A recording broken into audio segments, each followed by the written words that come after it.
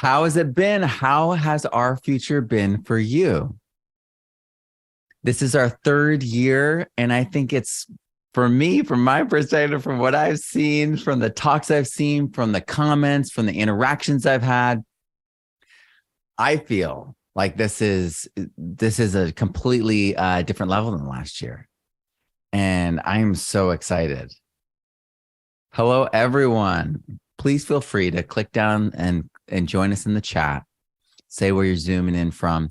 This is RFuture bonus day. We're a full week at day 7 with a replay day and a special live, an unplanned live. I literally built the entire presentation. I was putting it together and looking at like cute pictures of my kids and our past and our story. And it's, and when we how far we've come and how it all folds into the plans I have for this new site. So I'm really excited to share all this with you. It's really exciting because this site is going to allow me to do so many of the things that I've always been working on, but always wanting to do all of it. And now I can. So we're going to get into it here in a second, but thank you all for being here. I really appreciate you guys. Let me know how RFuture has been for you, for real though. Comment below, even if you're watching it on replay, comment below, let me know. This has been amazing for me. So many of these speakers, I asked them to talk about things that I literally wanted to hear about personally. And so it's like been this like wild treat to be able to watch all these panels unfold, these Q&As, follow these amazing and fun pathways. And then these really incredible talks, some of them with, many of you noted, incredible depth and surprising connections, surprising solutions. So I'm super excited to talk to you today, to continue this and to have all the connections to continue to be made, Crystal. I love it. I love it. I love it. Thank you all for being here. I am so grateful. I heard here. Let's start. Let's get the screen share going. There's so much to share. All right. So let me just condense it. Well, I got to do this first. There we go. Got to organize things here a little bit.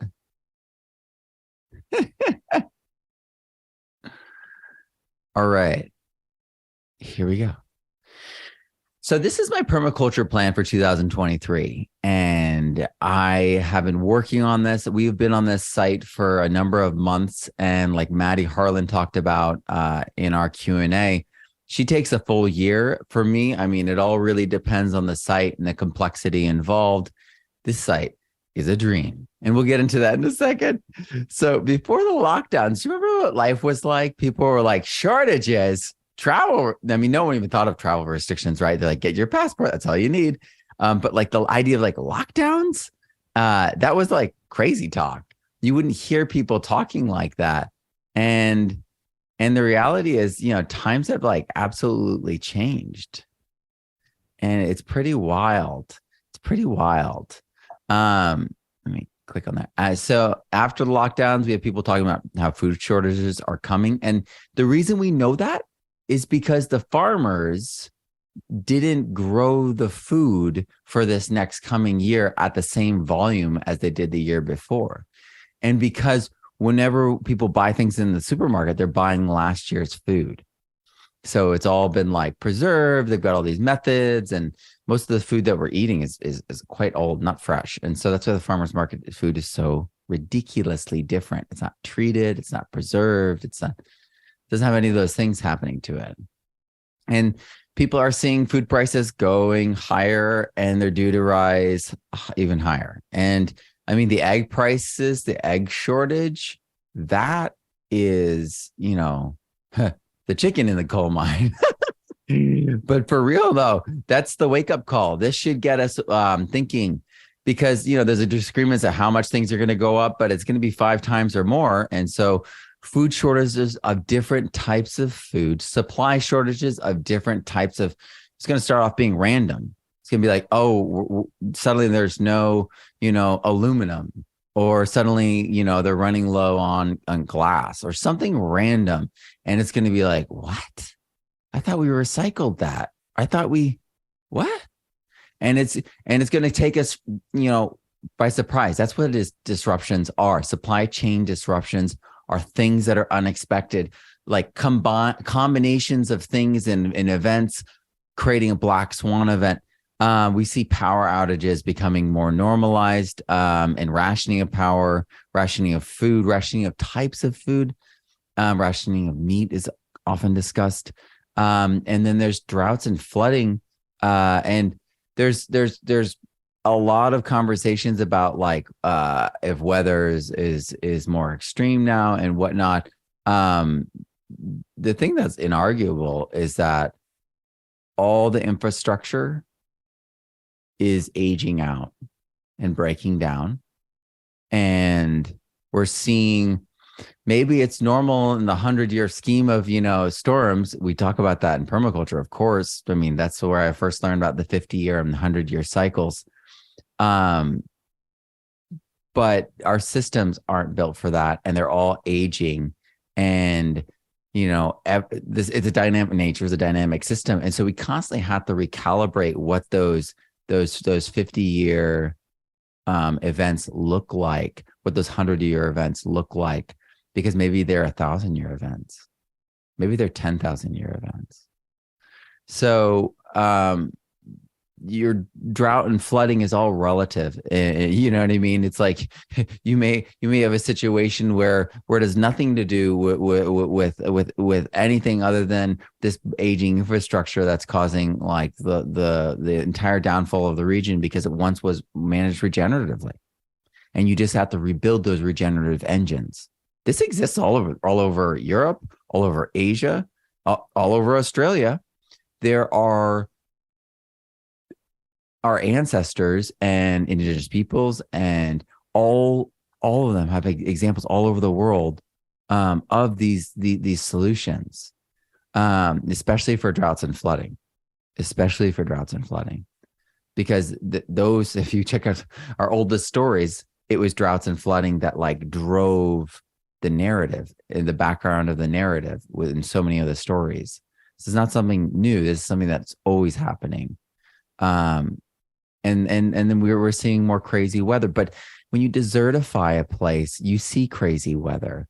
When you desertify a place and remove the mitigating factors for the water cycle, you get a more violent and irregular water cycle. It's like a digestive system in a way. And then they talk about how this is the new normal. This is the prime directive written by Bill Mollison. The only ethical decision is to take responsibility for our own existence and that of our children, to make it now. And by make it now is to make yourself a self-sustaining site where you can take care of your water, your energy, your food, and your family, and then generate enough abundance to participate in a local economy in a significant way. And that's what this conference really has been about here this year at RFuture, is how people are taking responsibility. They're responding. I mean, I think that there's been this weird thing where, growing up, there was like this, I don't know if they meant it or whatever, but what happened was the responsibility got like a negative connotation around it. And it's their ability to respond. And so it's like, we need to respond to the situation that we're in. And the only ethical, the only really powerful, and the only long-term response is regenerative. And permaculture is the backbone, the philosophical framework, the lens that everything flows through. Regenerative is the adjective, permaculture is the noun. So we need to be prepared in this kind of world, but we need to be prepared in all worlds. And Bill foresaw the world we're in right now. In the 90s, when Bill was touring America, he said, all these trees are sick. And everyone's like, what are you talking about, Bill? He's like, your whole landscape you got here. These trees are all dying. And meanwhile, this is at a point where none of the trees were showing any signs to most people that they were sick at all, but he could read it. He saw what was going to happen. He'd been alive long enough and around thriving and declining ecosystems long enough to know. And you know what? Fukuoka said the same exact thing. He said all these forests are actually sick. And permaculture really is the solution to all of these problems. You're like, oh, but what about native? That's zone 5. That's a zone 5 conversation. There's something for everyone in permaculture. That's what's so amazing about it. Because it prepares and protects individuals and communities. It honors us as individuals' uniqueness and the role and what we have to bring, because everyone has something to bring to the table. Everyone has something, even if it's, a kind word, even if it's someone who listens. Everyone's really needed to, because at different times in my life, that was the most important thing for me.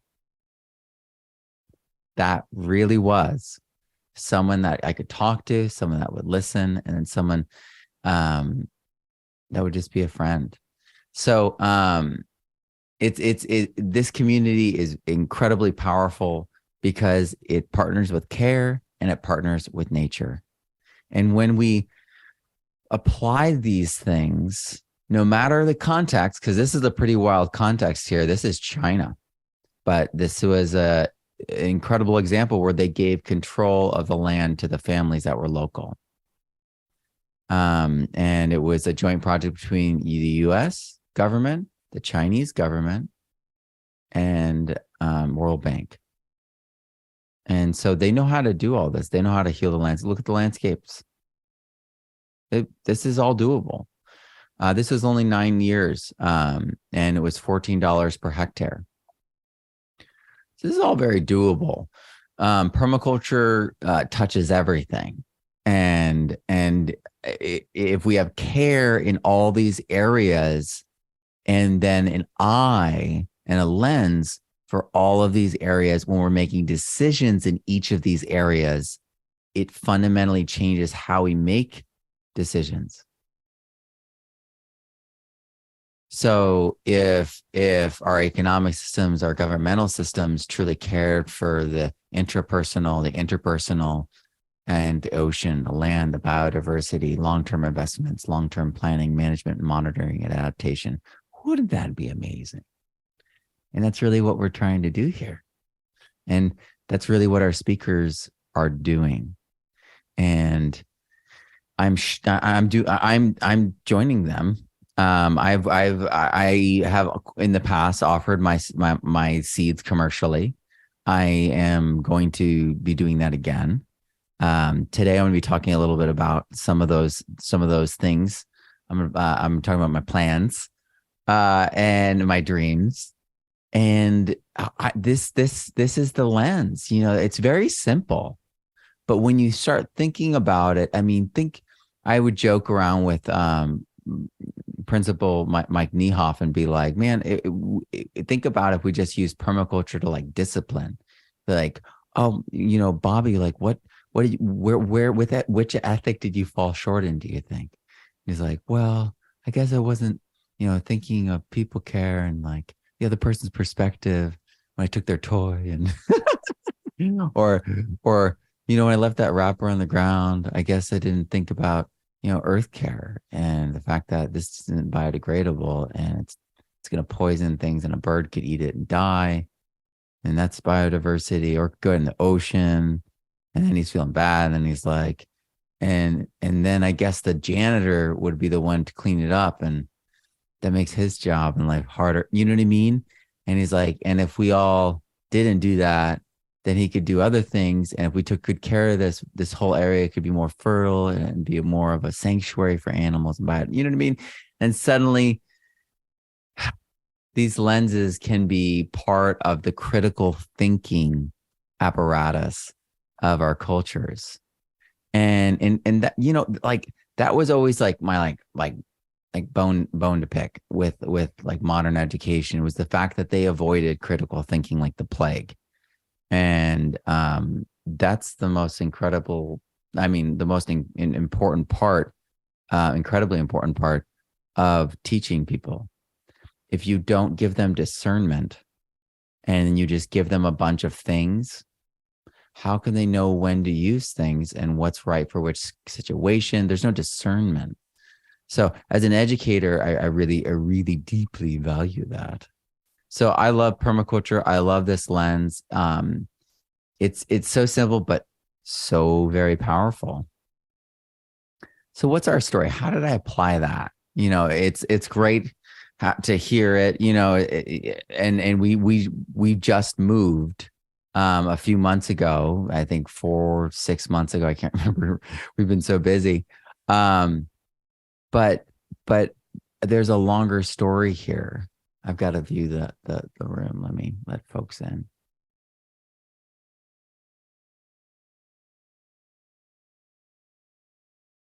Thank you all for being here.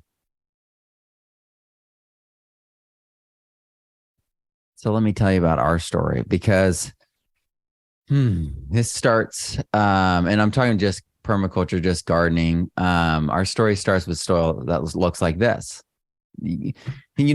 Often people who get into health have a health problem. People who get into permaculture really need good food, or really need better soil, or really are in a challenging environment and they need like extra strength gardening to grow enough food, to fix their soil, to figure out what actually can grow in their environment, figure out like they need to unlock their environment. And permaculture is incredibly adept at figuring out all the little details and pieces and fitting them into the right place. It's systematic. And so I started off with soil like that. Raise your hand if you have soil that drives you crazy, because everyone in my bioregion thought I was crazy for gardening. They said, good luck. And they thought I was, because I was fresh from New York City. They thought the city slicker wouldn't be able to figure any of this stuff out. And because they didn't figure it out. People in this area didn't bother gardening. It's right outside of Yosemite, and all these protected national forests. So the animals are wild, large, and very active, and walk through the foothills all the time. Mountain lions have stalked James, and Shadow protected him and brought him home.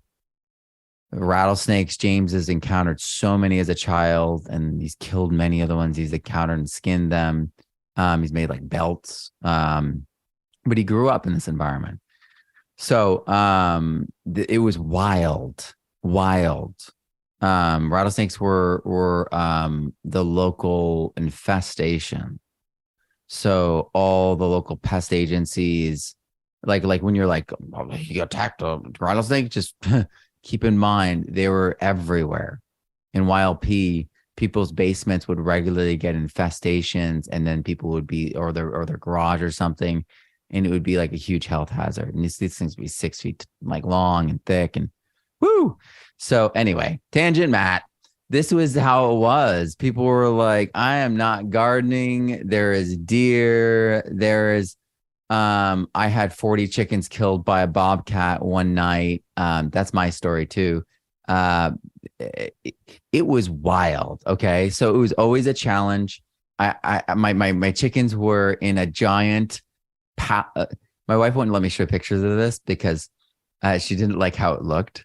But back in the day, I had no money. So I made all free pallets. I constructed a giant chicken contraption. And it was and it had different openings that it would open at different times, and paddocks shift them. But it was made all out of pallets. And it had a slanted roof, had all this stuff. And a very strong bobcat just broke things and ripped things apart and got in there. So, it was wild. It was definitely wild. There's a reason why the chicken tractor you'll see next, that won't ever happen again. It's metal this time, bobcat.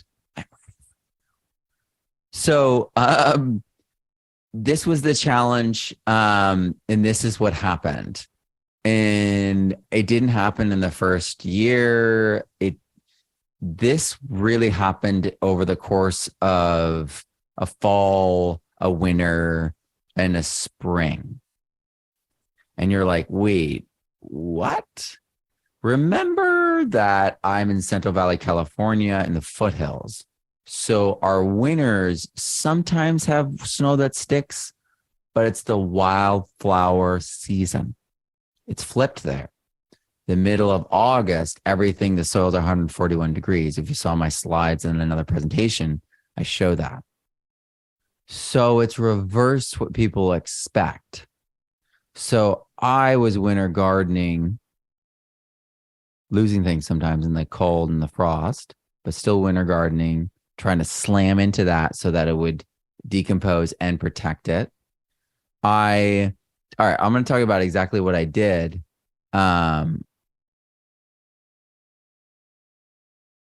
There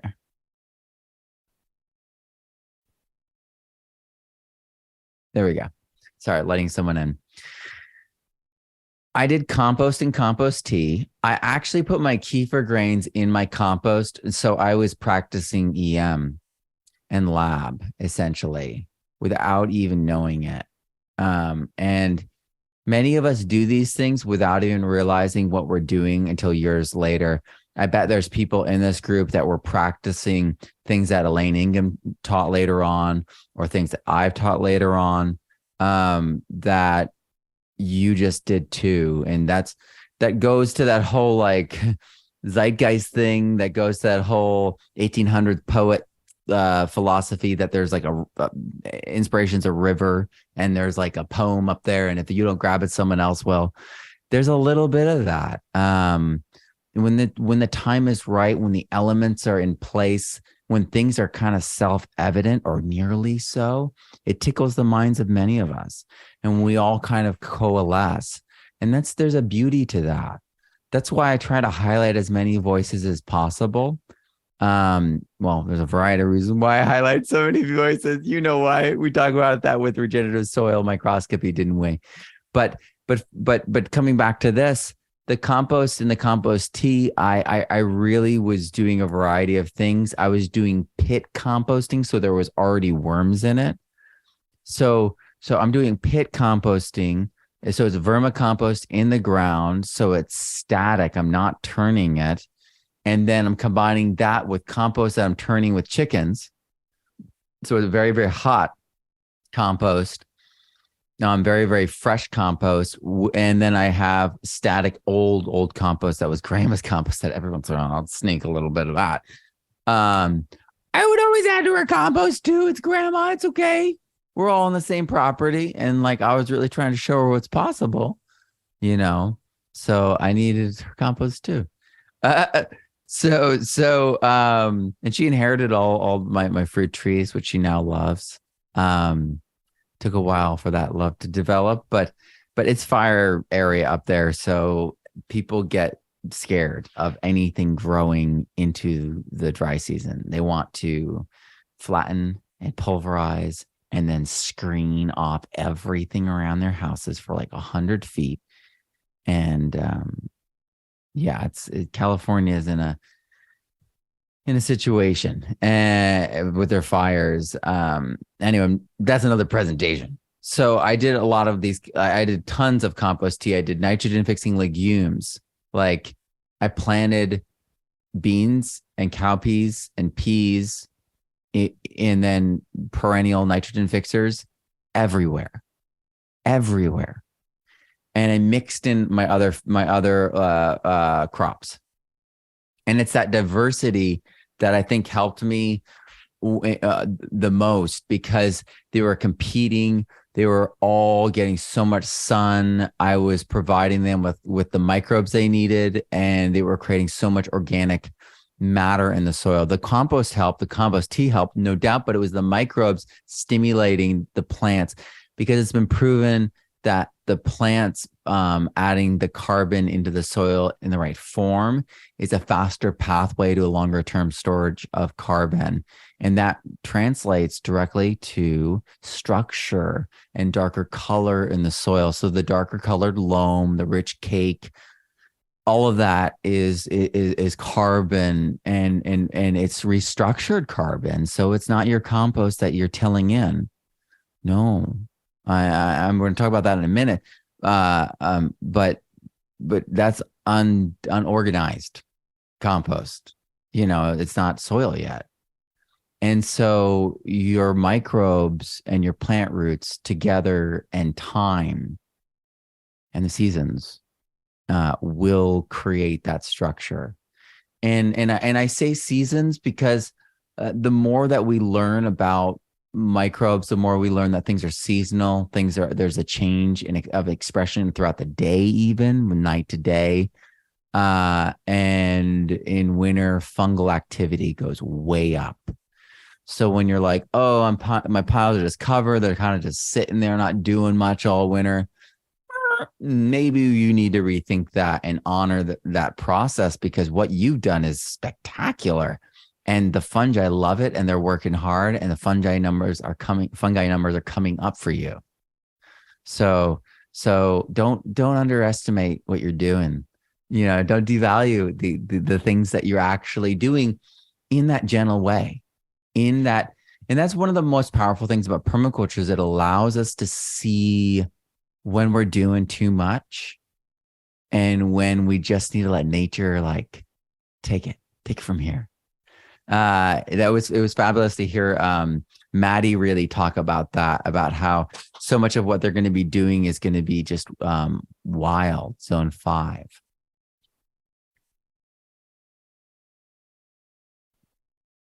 And this is my old front yard.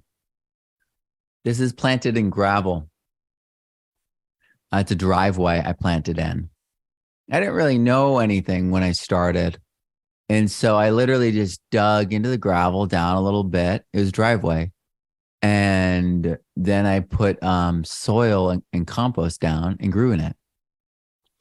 I figured it would be like a wicking bed, but it was all below it was all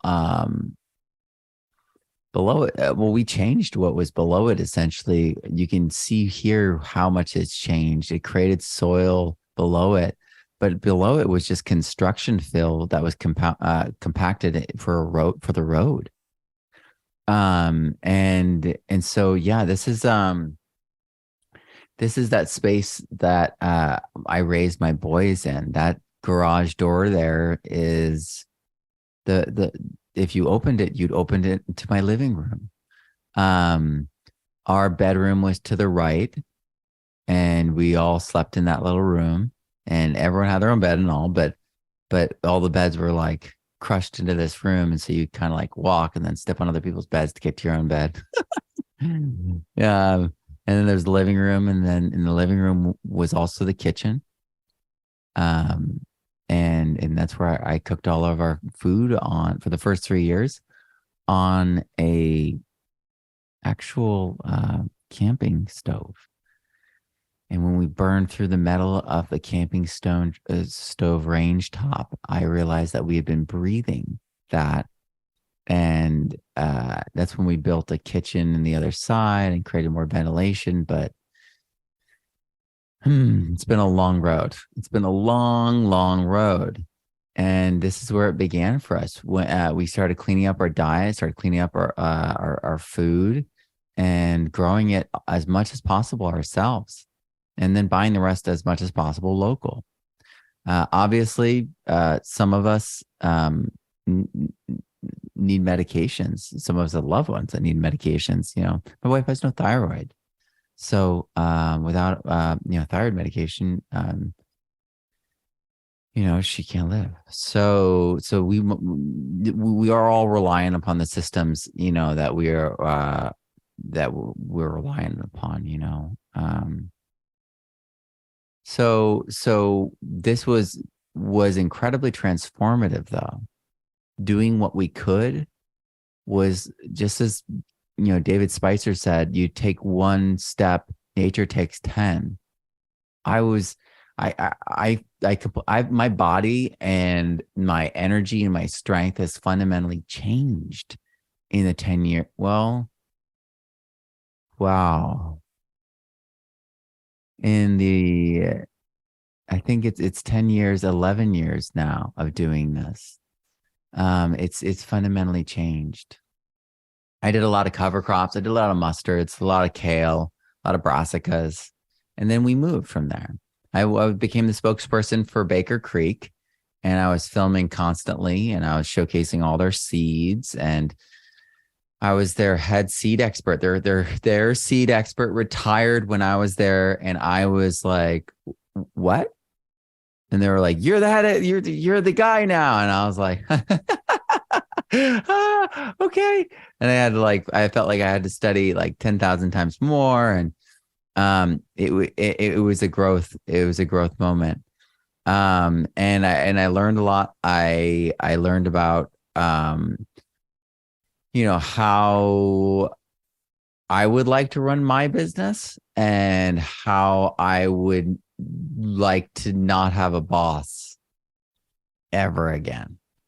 And I'm friends with Jer, no doubt. But when you are a teacher and your principal can't tell you really what to do, you have this autonomy, and it doesn't rub off once it's like stained into you. It's like, oh, well, that's, and once you're a teacher, you're kind of a teacher. And so I really like to be able to have autonomy, and when I fully stepped into it, I, as a business person, as doing my business, everything expanded and changed for me. So I felt like, the solopreneur path has served me immensely as a creative, immensely as a person that likes to make their own schedule, and someone who wants to scale and provide a legacy for his family. In this environment, buying land is incredibly, it's that statement, "I want to buy land," is incredibly ambitious. And even though I'm nowhere near being able to buy land, I am so thankful to have people that are leasing me this land to do all this, to be able to do everything I want to do in permaculture. We'll get into all that in a second, but I moved to Balboa Park in San Diego, the World Beach Center. I expanded their gardens in Balboa Park, which is, second only to Central Park in New York City. So I got to work on a very, very a high profile site. Makeda is one of my close family. We're all like really close family friends. Calls me brother. She's so sweet. I love her. If you guys don't know Makeda Makosa on the World Beach Center, her example is incredible, especially in terms of social permaculture, people care. She facilitates the arts, dance, music, and gathering, lots of reggae events in San Diego. So an incredible person. That's me, throw sowing. Okay, listen to this. This is applied permaculture. I am throwing seeds on the ground. And you can see that it's like, that's mostly like wood chip cover and leaves, Matt. That looks like, I don't know.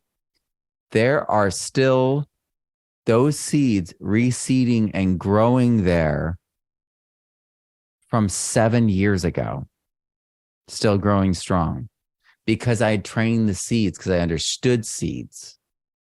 The thing is, seeds can be brought to a regenerative level. They can be almost made feral. And, well, I actually know how to make them feral. You stress them in an environment that is their original environment, and you give them the pieces that make them think that they're back there. I've done it. Basically, I turned amaranth black red, that was the white, like standard grain one. the beautiful like orange giant. I got it to express completely differently. Anyway, my point though is that this was me throw sowing easy. Oh, you just threw it on the ground and walked away? It was like, yeah, we set up some watering programs to make sure that it got through that critical time frame. I actually was expanding the perennials at the same time. And so the perennials were going out, and I knew that the perennials would eventually overtake everything, but that these annuals would protect the perennials. And then there would be this sweet relationship for a little while. And then the perennials would overshadow the annuals, and the annuals would senesce, and it would move. And basically they'd be pushed to the edges. And then those annual edges of the disturbance edges, and they expand and provide prepare the way for the perennials. It's permaculture, food forestry, succession, like all my original stuff I did with Elaine Ingham, all in a moment, all in a 40 by 40 foot like space. It's if you're ever in San Diego, go visit Makeda, say hello for me, give her a big hug, and go check out the gardens. They're peaceful, they're beautiful, they're wonderful. And look for sorghum and amaranth. Look for loquat, and if you're there and you find a fig tree, that is my mom's fig tree. And I'm coming back there, and I'm going to get cuttings from it one of these days. So that's the plan. This is one of those sites that's very close to my heart. And it's there in San Diego, and it's beautiful. Then we moved again. We went to Issaquah, had a huge swale party. It went swell, but and that just with some help with some chickens and some beans and squash, some Three Sisters action, and some EM. I started getting into effective microbes and biofertilizers in general. Did you know that EM increases soil organic matter by 0.5% in 2 months' time in Arizona with conventional farming means? They were transitioning, and they just added EM as their first step. And that's how much soil organic matter they added. It's the most incredible thing I've ever heard.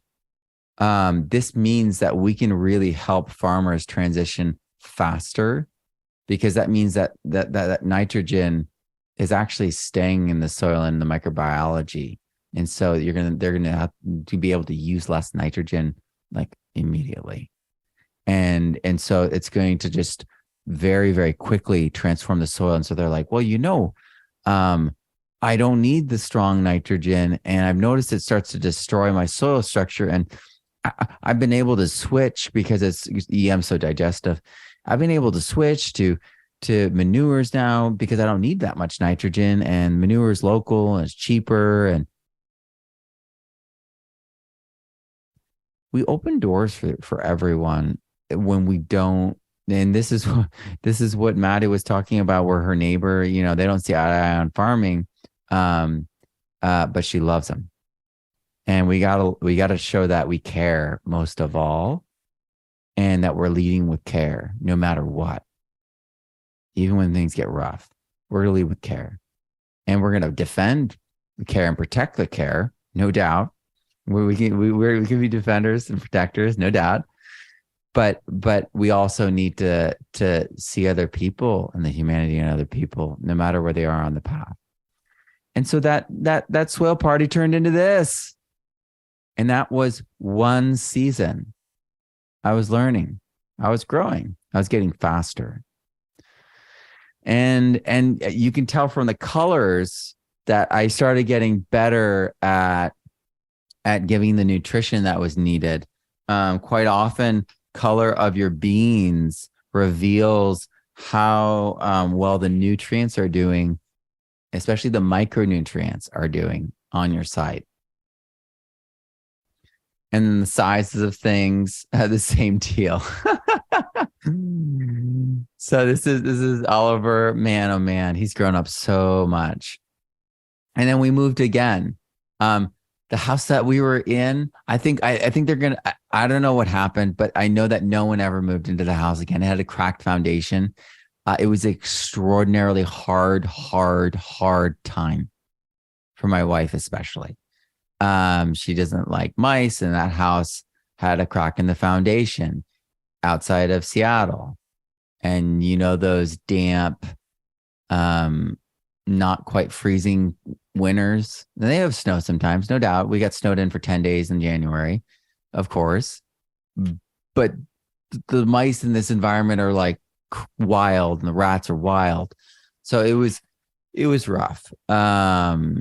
And so it was really kind of a miracle how we moved to this next site. I was meditating and seeing things and essentially praying about them. And it was incredible because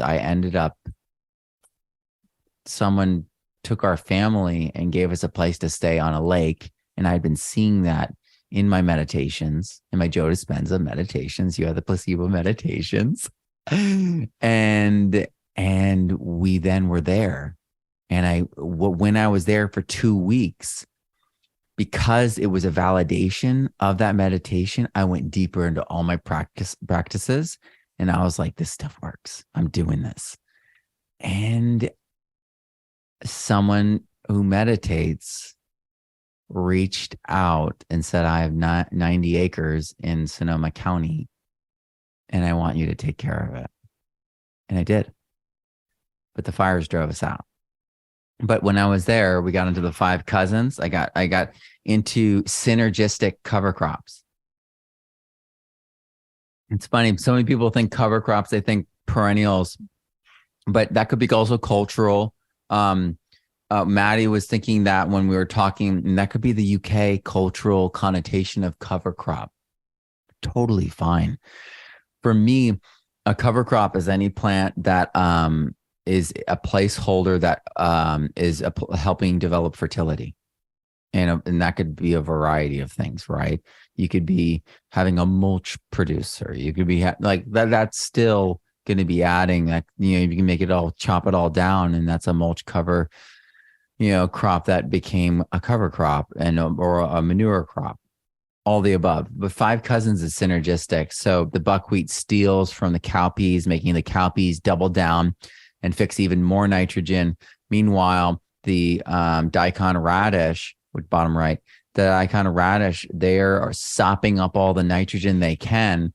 So the buckwheat is not sopping, and they sop up a ton too, but they're making it so that there's nothing really to pull from the environment. So the cowpeas are like, man, we better get to work. And they do go, they work harder than they would normally. And then you've got the sorghum up top, and that's a C4 grass. And so that's going to bring down a ton of carbon. And what does that mean? That means a ton of sugars. And they've got great endophytes, and these sugars and these microbes, they make the soil change fast, and they create an incredible amount of biomass. And so does the last one on the left, which is amaranth. Huge amount of biomass. And also amaranth attracts little birds, tons and tons of little birds, and they actually cover the amaranth quite often with little bits of manure. And if you're seed saving, you're like, well, that's annoying. But if you don't really care, too hard about it, it suddenly becomes like this incredible opportunity.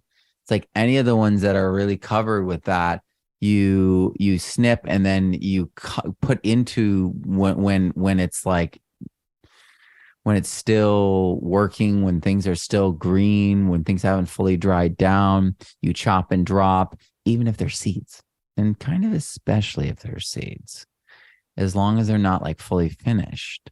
And when you do EM on this, when you've got it all green, you have a composting event that happens right there on top of the soil, and especially if you tarp it. And those seeds are full of nitrogen, and they are actually like incredible fuel once you break their defenses with the composting heat and the composting microbes.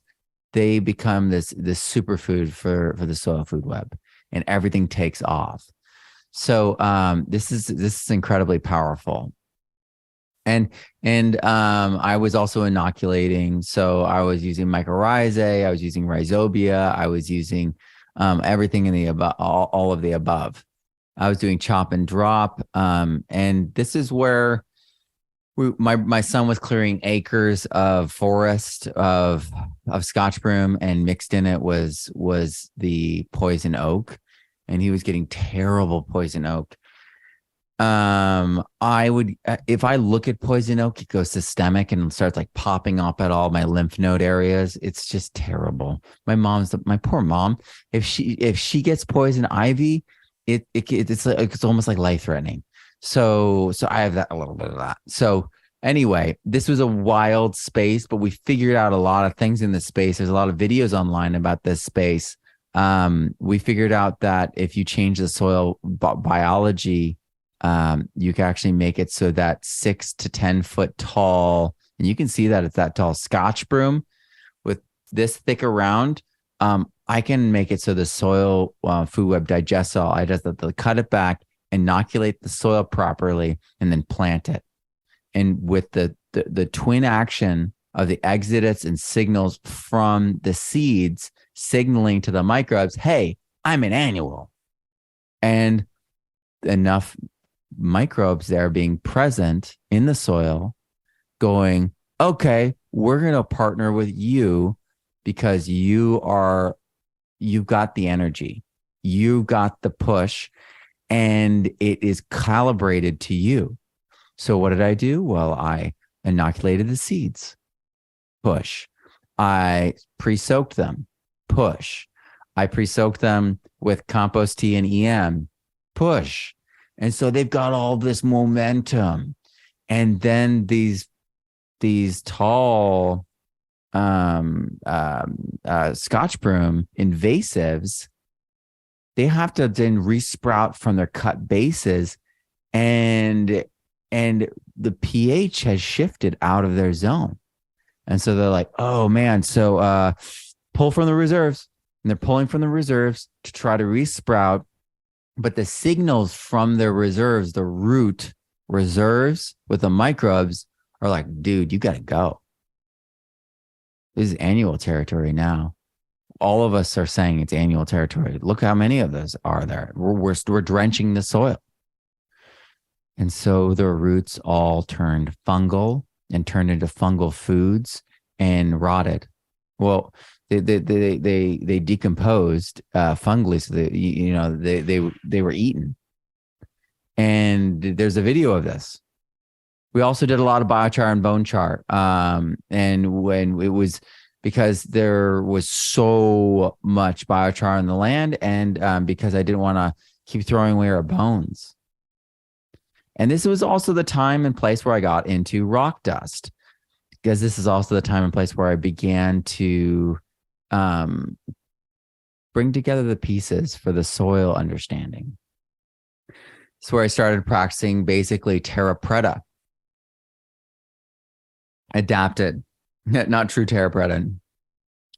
True terra preta, they don't, because no one was there, because anything could happen, because humans are human, inventive and creative. We can never say that we truly know how terra preta was made, but I try to bring those elements together. And so this is the soil without me doing anything. Or is it? I don't have those slides. So anyway, this is the soil, and it was burned. So the soil had a lot of char already in it. But we practiced the 5 cousins, and then we chopped and dropped it, mixed in biochar, mixed in EM, which, if you know the terra preta story, and I think I shared at this conference maybe, there were compost related beer parties. And so I have all those ingredients in the soil. So that was a big part of the work on that soil. And then this was also the place where I continued working with the genetics from the Peruvian corns. I started shifting the purples onto the painted mountain corn genetics. And by the way, guys, it's so funny talking about the synchronicity, talking about you doing the same thing as someone else. Hey, I had that idea.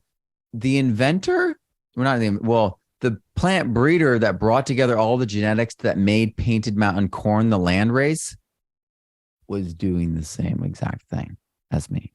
He was trying to get the purple speckles off. So for me, I was trying to get the purple color and the purple speckles and the blushes. And I've got them on 3 different things. I just got to grow them out for a while and stabilize them. But my point is that someone out there is working on the same thing and they also want to be your friend, because this person like reached out to, and they're maybe even watching, but they reached out to Baker Creek to reach me because they're still working on this and they want to find out, how I'm doing on progress. And that's the thing, is I'm going to be regrowing all my original crazy giant Peruvian grenade shaped corns. And I still have all the original sweet corn, the ball shaped corn seeds.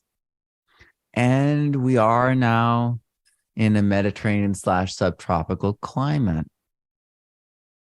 So expression is going to be like, oh, I know where I am. This is going to be fun. I hope you guys are ready for crazy seeds to come back, because I like growing things that no one has. It's one of my favorite things to do. Blue ocean strategy isn't always necessarily the thing that you you do just in business. I like it. I like eating food that's so unique that I've grown it myself, and I've got the seeds, and it's unique. It's new. This is some of that. And then in the midst of that, I wrote Regenerative Soil when 2020 happened and all those lockdowns happened and restrictions happened. I kind of just went away from the world, turned off the internet for 3 months and buckled down. And in a lot of ways, I mentioned before, I was really intimidated because I had to figure out the chemistry side. And in high school, I wasn't so good at chemistry. Chemistry teacher and I didn't get along. She was a first-year teacher. I am sorry. First-year teachers have it rough. So I really had to just kind of stop everything and try to understand. And it was the greatest learning experience of my entire life. It was the true moment of my blue ocean strategy actuating. Before, I was all permaculture, and I love permaculture. What I've done with permaculture is I provided a blue ocean strategy, which we'll get into later. But this was so far out there. No one had ever done anything like this. I'd been just perfecting things that already existed, connecting things that had already existed, finding areas in permaculture like ocean permaculture. No one had ever done that. No one had ever added that into a book. I was the first to do it. So I was like figuring out what was missing, like we talked about in the business things, and I was connecting things. But regenerative soil was this huge cognitive leap. And it changed everything. It was my own permaculture. It's fundamentally, it's completely different and new. And it changed my life.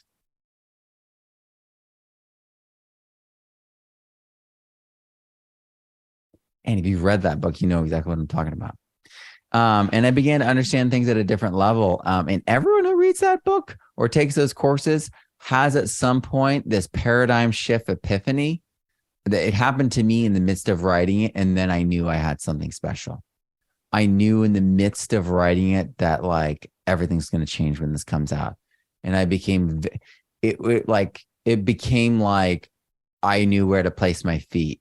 And when I did, it was like solid, like a rock every time I did. It was wild. That's what having a plan is. That's what knowing what you want is. And then going through the reps does. And with even the permaculture student too, my purple book, even with the advanced permaculture student online, I redid them over and over and over again. That's why there's a 3rd edition hardcover version of the permaculture student too. That's why APSO every year gets a little bit longer and a little bit more depth and involves more and more people. So we moved. And as we moved from California to Texas, I began to expand how I did everything. I brought in the Min-Ion. I brought in the ability to test DNA, and full credit goes to William Padilla Brown. I was scared and intimidated, and it's my friends that go, Matt, you've got this. Matt, you can do this. That get me over the hump. It's environments like RFuture where people are positive and supportive and motivating, where I grow. I never was going to come out of my shell unless I encountered people that encouraged me. I now know myself well enough and can direct myself well enough that I put myself in these situations now. I'm like, you're going to this conference, you're going to this.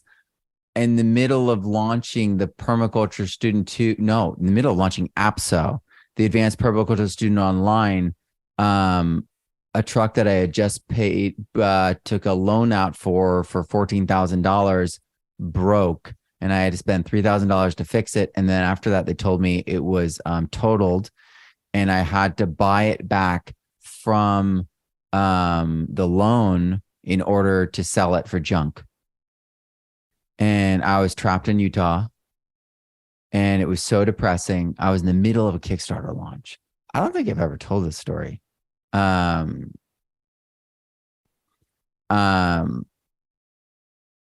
was in the middle of a Kickstarter, and we were in American Forks. Yeah, I think American Fort or American Forks, Utah. And I felt like they had swindled me, and I had lost thousands and thousands of dollars all so fast.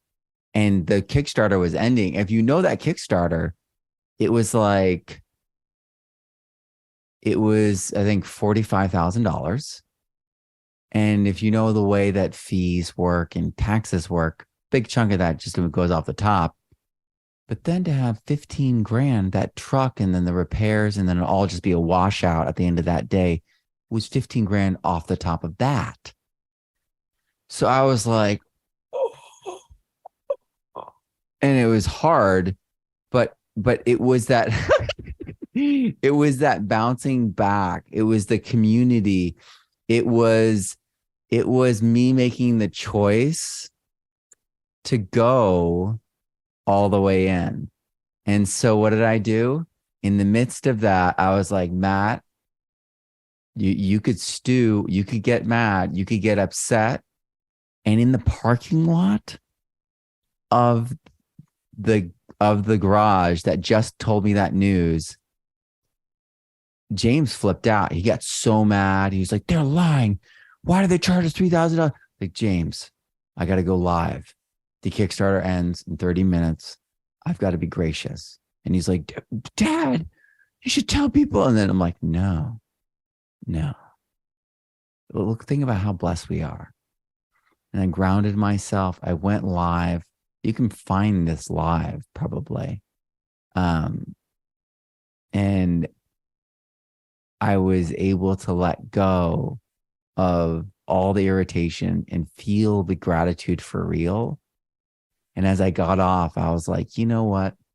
I'm renting a car. I'm driving to San Diego. The tour is continuing. We're going to leave this junker here. If we sell it, we sell it. We're not going home. We'll come back for our stuff, and we'll take a U-Haul. But I'm going to literally, and we'll use someone else's garage to store all of our stuff in it. Because I had a full trailer, a full truck bed with a cover of stuff, because I was on a full tour with books and all sorts of things. And we tried to bring all of our food, because we were cooking all of our food on the road, save money. So we did everything. We were able to camp everywhere. That was when we would camp. And so we drove all the way to San Diego from Utah in a rental to go see Brendan Burchard, High Performance Academy. And it felt crazy. It felt crazy doing that. Especially because it was like another expense. You just lost all that money. But I knew myself. I knew myself. It's like, if you can not feel that pain, if you can keep going, let it shrug it off and keep fighting. If you can have gratitude for the things that are really, you should be really grateful for this, Matt. And I said all this to myself, and I literally was able to put it aside and keep going, and then unlock one of the greatest weekends of my life. And my son got to see it.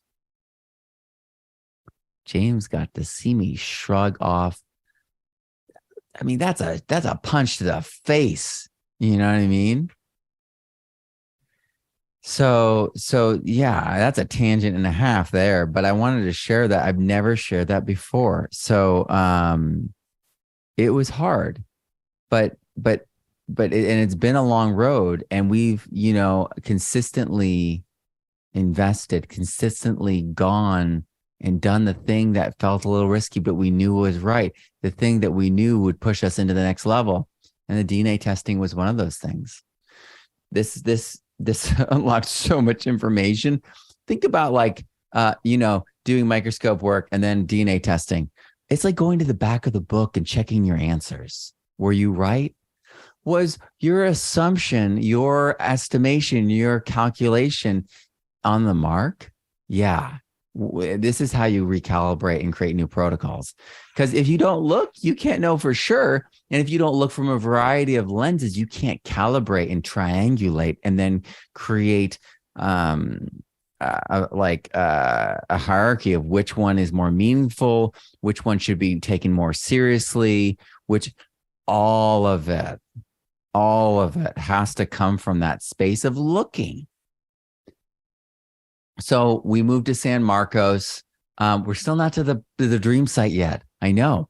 We moved to San Marcos. It's a lovely little site. It was very small for our family, but it was like we were at an Airbnb on vacation, and they were soil people, just like us. They were students of mine and students of Elaine's. And they were friends of students of mine and students of Elaine. And I think they're in one of my classes now. But they let us go wild. And so we put in all these nitrogen fixers. That's cowpeas, nice, beautiful leaves. We did all the practices, all the regenerative soil practices.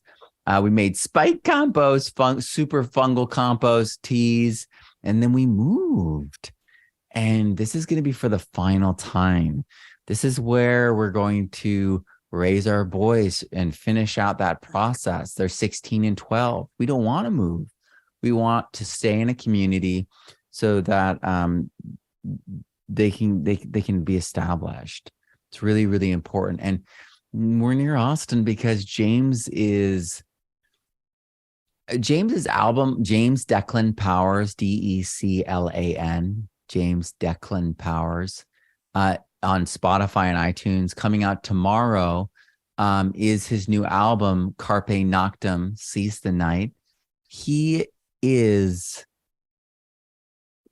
like a Jimi Hendrix for his generation. You should check him out. He can play anything with strings, and his albums, he's putting out a new album every month this year in a different genre. And what's so wild is each genre he attacks, it's so authentic, but it's so him at the same time.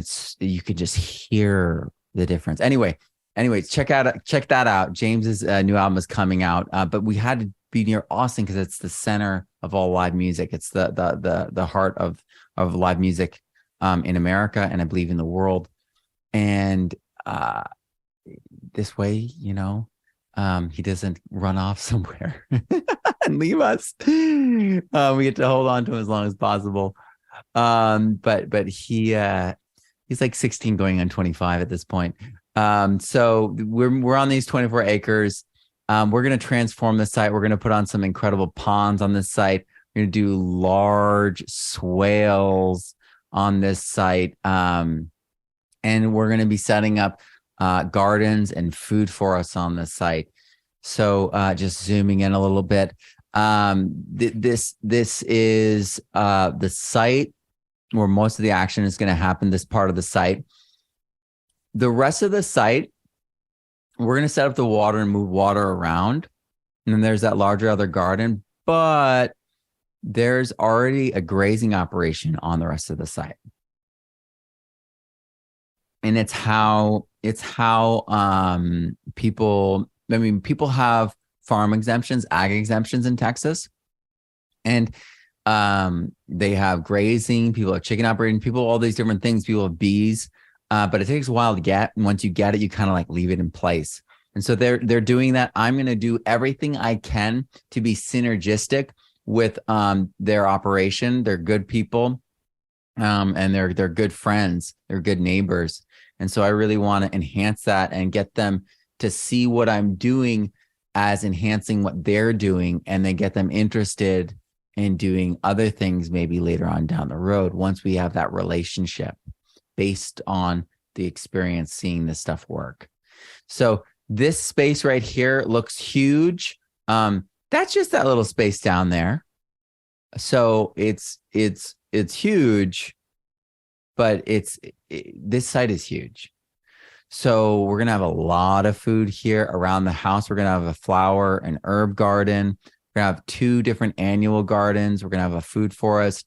And as you can see from here, we're eventually going to have a giant food forest and orchard over on the other side. But again, we're going to start off the nucleus and work outward, which is a common permaculture practice, though we're going to do the earthworks and the water cycle and the roads and all those Regenerative 10, Regenerative Planner series, all of those Darren Doherty methods we're going to be doing as well, because those are of first order priority. And I was able to find certified organic farm waste that was composted locally. And so this is 20 yards, and I inoculated it all with my own EM. So this has 15 gallons of EM in it. And then it was watered in and then covered. And this is going to be worked in, and then we're going to plant cover crops in it. This is the garden that's fenced in on the other side, outside the area where the house is and the lab is, because we have a house that is much, much older and has complicated things going on, and it has reasons that, that people can't live in this house that we're in right now.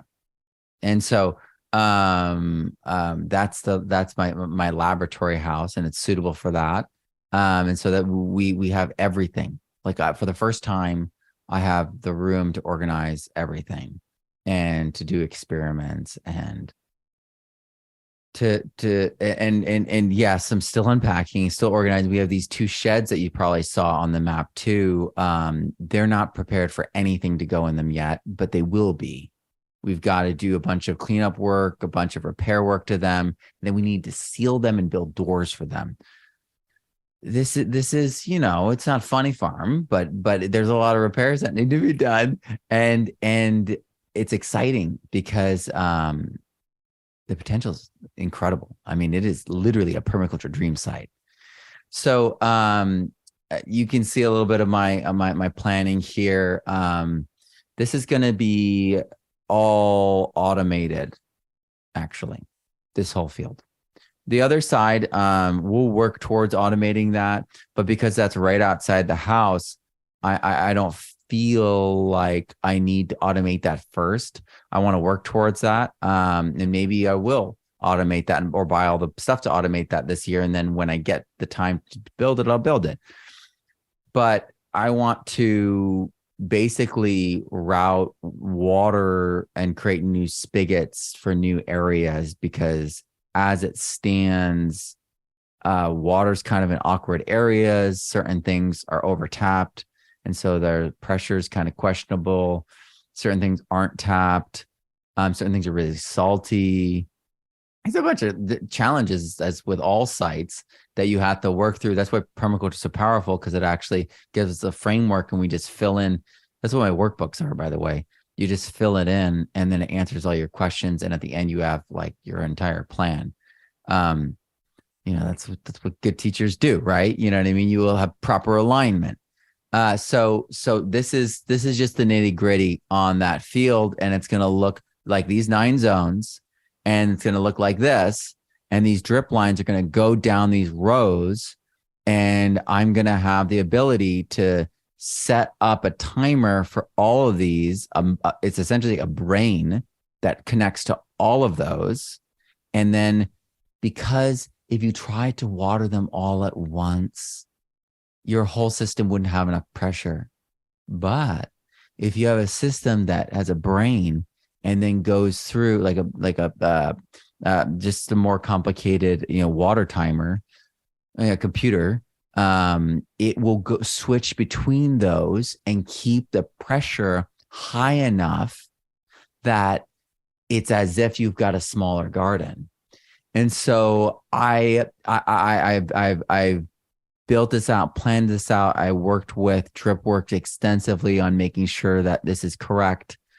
And this is part of what you do when you are in your observation stage and your building stage in permaculture. You go through the numbers, you do the observation, you run your tests, and you create something rigorous so that when you do it, when you encounter problems, you've got momentum, you've got planning on your side, and that's just a wrinkle, and you just plow through it because, you're not making it up as you go along. And they're like, oh, another thing, you're not overwhelmed.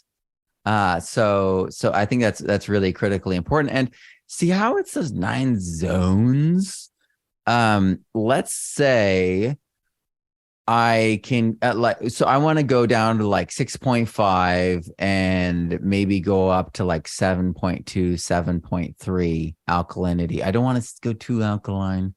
I want it to hover closer to neutral. Maybe it'll probably be 7.5, but I don't want to go anywhere higher than that because we have to remember that it's orders of magnitude, so they build on each other. So 7 to 7.5 is huge.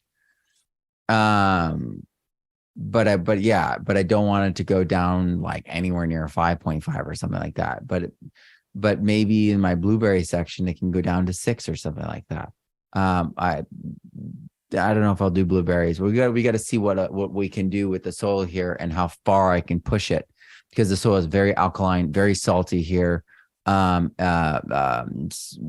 locks up minerals very, very, very easily here, and it's very sandy. So like beach sand, like sandbox sand is what it's like here. So I'm going to set it up like this, but it's going to be like that midsection of this, but it's going to be zoned. So the upper part is the most well,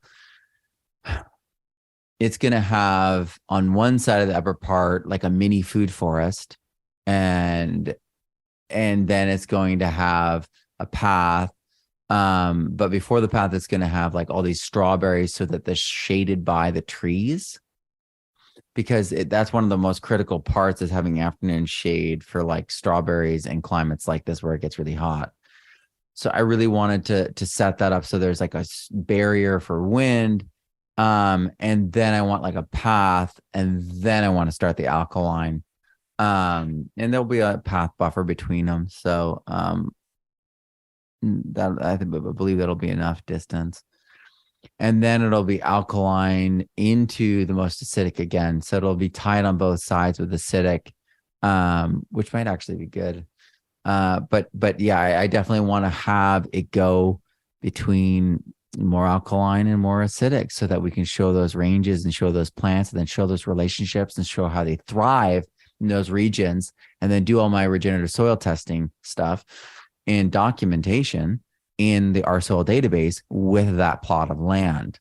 And it's going to be a case study among many, but I want it to be demonstrative of how deep we can go with the science, how rigorous we can be, and how powerful and potent the results can be at the same time. So I really want to demonstrate, everything that I teach to the highest degree.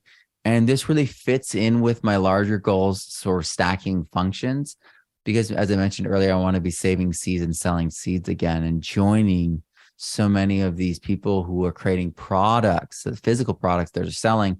I love teaching. I'm always going to teach, but this is how I ground myself in many ways in my understanding. There's a reason why I answer all the emails myself. There's a reason why I do Q&A. There is a reason why I don't have, an assistant pretending to be me in a QA and stuff like that, is because I want to keep that feedback loop and stay connected. I as a teacher, we teach best by teaching with our own example and living that. Often when people preach and then don't do it, it's called hypocrisy, right? And it actually makes them bad teachers. They're not strong teachers, because they don't have an actual grounding in the thing they're teaching. And so I've done it. I've been seed saving and I've sold seed through Baker Creek for years. But I moved again, so I got to start over from scratch. So I got to build back to that. So I'm like rebuilding myself from scratch again. But it's always an opportunity to scale up. And just like every time I moved, I've been giving a different opportunity, and I've grown a lot. I've improved my ability, and the different climates, different soil types, different plants, and different consultancies that I've gone on for people and videotaped of people. I've just gained so much. And when I do things now, it's fast, it's powerful. And I also know when things like aren't worthwhile. So I bail, or maybe earlier than I would. I switch gears, fail faster. So we're going to be doing that here. One of the things that we're going to be doing is that Bombcat's not going to be coming for my chickens anymore. We're going to be doing corrugated sheet metal on top of a wooden frame. And this is, you might recognize, the Joel Salatin Eggmobile shrunken down with an automated chicken door. Yeah, that's exactly what it is. And here is my trailer. And yeah, that flooring is probably going to have to go. And those sides, of course, have to go. Those don't fit with the plan. But this is it. And it's really cute. You're like, wow, that's not very big. But look, it's a stack of 8 nesting boxes. And you can fit like 30 birds in here, and you can move them around. I have an ATV now that I have a tiller I can adjust to as low as I want. And I can move it up and down like while I go. So like I can do low till.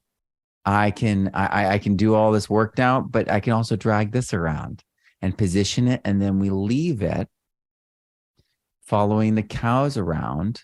They let themselves in and out every day. And then we go and check on them, their feed, their water, and collect their eggs. And this modified Joel Salatin method is simple. It's easy. We're going to do it. It's going to be fun. And we're going to have incredible eggs. And this could scale up into us making several of these, or the actual Eggmobile size, which is much bigger. And a much bigger investment, because you're going to buy a bigger trailer. This trailer was under $1,000 and it's used. So this is something that I'm doing for myself, for the amazing people that who own the land, who are our friends, and potentially we scale up and we start doing it for our neighbors and our community. So really, in this space, we're here today not to just talk, about what's possible, what I've done and other people have done. It's really about you. Like, what are your dreams? Like, what do you wish you could grow? What do you wish? And I'm talking about maybe in your mind, we're talking about individual plants, but I'm talking about like forests, homesteads, like beautiful places that you go and they're just gorgeous and peaceful. grounding. And they're just abundance of food and medicine and clean water and clean air and sanctuary for animals and endangered species in your zone 5. And yeah, this can happen for everyone. And it can look a little bit like this, maybe, or it can look different.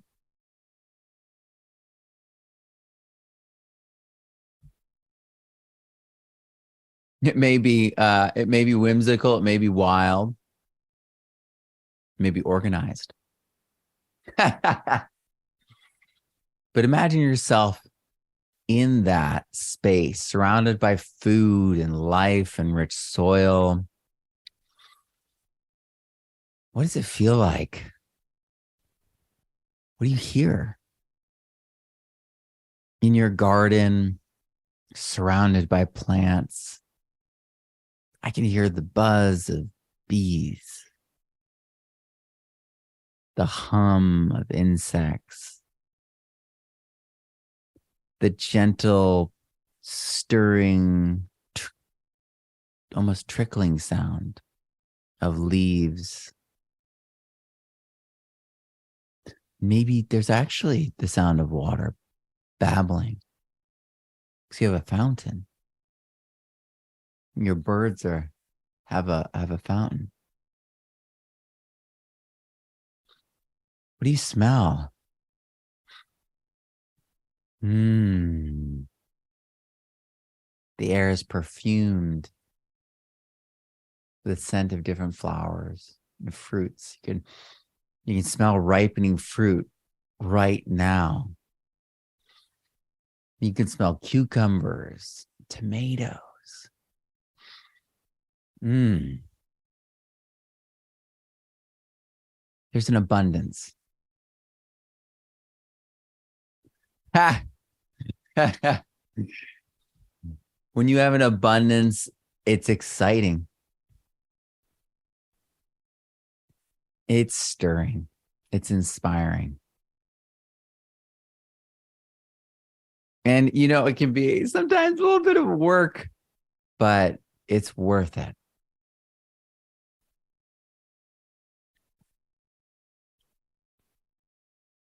And you could have breakthroughs.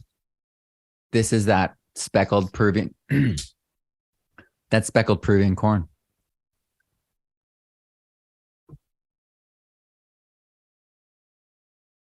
Masanobu Fukuoka,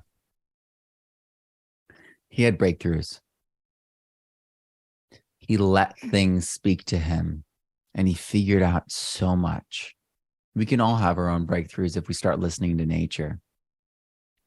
And we can also start producing. This is Jean-Martin Fortier. He's one of the examples in the Permaculture Student 2 and the Advanced Permaculture Student Online, a former speaker at RFuture. They are the foundation and means for local economies and small businesses, these raw producers of abundance. We all could be self-reliant and productive. Families and individuals are the fundamental building blocks of strong and lasting communities when they are self-reliant and productive. And this is our past, this is our collective past, and this is our future. Communities must be largely based on bioregional natural capital. So that means we need to regenerate that natural capital. We need to protect, preserve, and get it to start to come back and be strong and resilient again. Because nature is the bedrock of all economies. Community health and prosperity is dependent on that natural capital. And we all have a regenerative collective past where we were aware of these cycles in nature, where we partnered with them, where we relied upon them. And we can do this. We can do this again. And while it may feel like the hour is great, it may feel like the hour is late and the need is great, we can do something. We can make our families and ourselves ready for food shortages or energy outages or problems with city water, we can do the things to protect ourselves and our families. And yes, everything needs to be that's degenerated needs to find a regenerative twin soon. But we need to start with our families. We need to start with ourselves, and we can. And the hour is not too late to do that. A permaculture path for personal preparedness would be mental and skill preparation, food and water preparation, maybe medical. Maybe you get a 3-month or 6-month or 12-month supply of that medication. Fuel and power preparation, ideally something that will continuously generate fuel and power. And then site and home preparation. Do you have we're talking about setting all the gutters up and getting, water tanks on all the houses here as part of our plan. Then adapt and manage and refine over time. And then a path for site preparedness. Well, study and observe and reflect first. That's always what's first in permaculture. And then you're going to want to plan, design, and discuss with people who have done it before, people who have experience with difficult soil, people that have experience with working with multiple crops and multiple climates, someone who can help you troubleshoot what you're dealing with and understand the options around it. And then 3, build a plan and observe that plan as you implement it, and then adapt and refine it over time. These cycles, once you start understanding them, you begin to see how they apply to everything in life. So, but you may be asking yourself, what does this mean? Well, prepare first for the disruptions, okay? Because the disruptions are here, they're coming, and they always have come. If you read Dirt, Erosion of Civilizations, soil and our mistreatment and mismanagement of soil has plagued humanity for thousands and thousands of years. This whole idea of climate change is caused by fossil fuel. They should go back in time and look at the Fertile Crescent and how they handled water and how they created a drought by over irrigating and overextending the water and drying it out. We do these things all the time. China, if they don't manage the dikes on the Yellow River, the River of Sorrow, it can actually kill millions of people when it shifts. So this has driven history for so long, our relationship with nature and our mismanagement and our forgetting the importance of nature. Like when China forgets the importance of nature and forgets the importance of managing the dikes, and there's that river shifts, and it usually kills millions. Last time it shifted, I think it killed 22 million people. Yeah. 20 feet of water, right? And it's rural China at the time. And there was no trees because they had gotten rid of the trees. So none of the trees that were that high. And so that was the end of their dynasty. It signals the loss of control within the governmental structure. Again, nature and human systems are always linked. I was a history teacher. And I taught English, but I also taught music, and I was credentialed to teach history. I took all the tests, passed them all. So we were planning a humanities program at Minarets as I was leaving, because the principal was a history teacher. And so he understood the importance of these things. And also I love collaborating. I love working with people, but in ways that, really respect each other's unique autonomy. I actually think we get a much better product when we have that level of respect and we don't impose will upon each other. It's incredible things can come from those spaces. But tangent, these fires are hitting everywhere. I know that there was a huge amount of talk about fires this year in RFuture from people in California, Colorado, Australia. These fires, again, our past, our future, they are colliding. Mismanagement is in our face. And until we recognize that our ancestors managed fire and these areas differently, we won't have solutions to these problems. And these problems are very serious. Entire landscapes are dying, and it's all happening. And so, you may have 3 months of self-reliance or 2 years of self-reliance.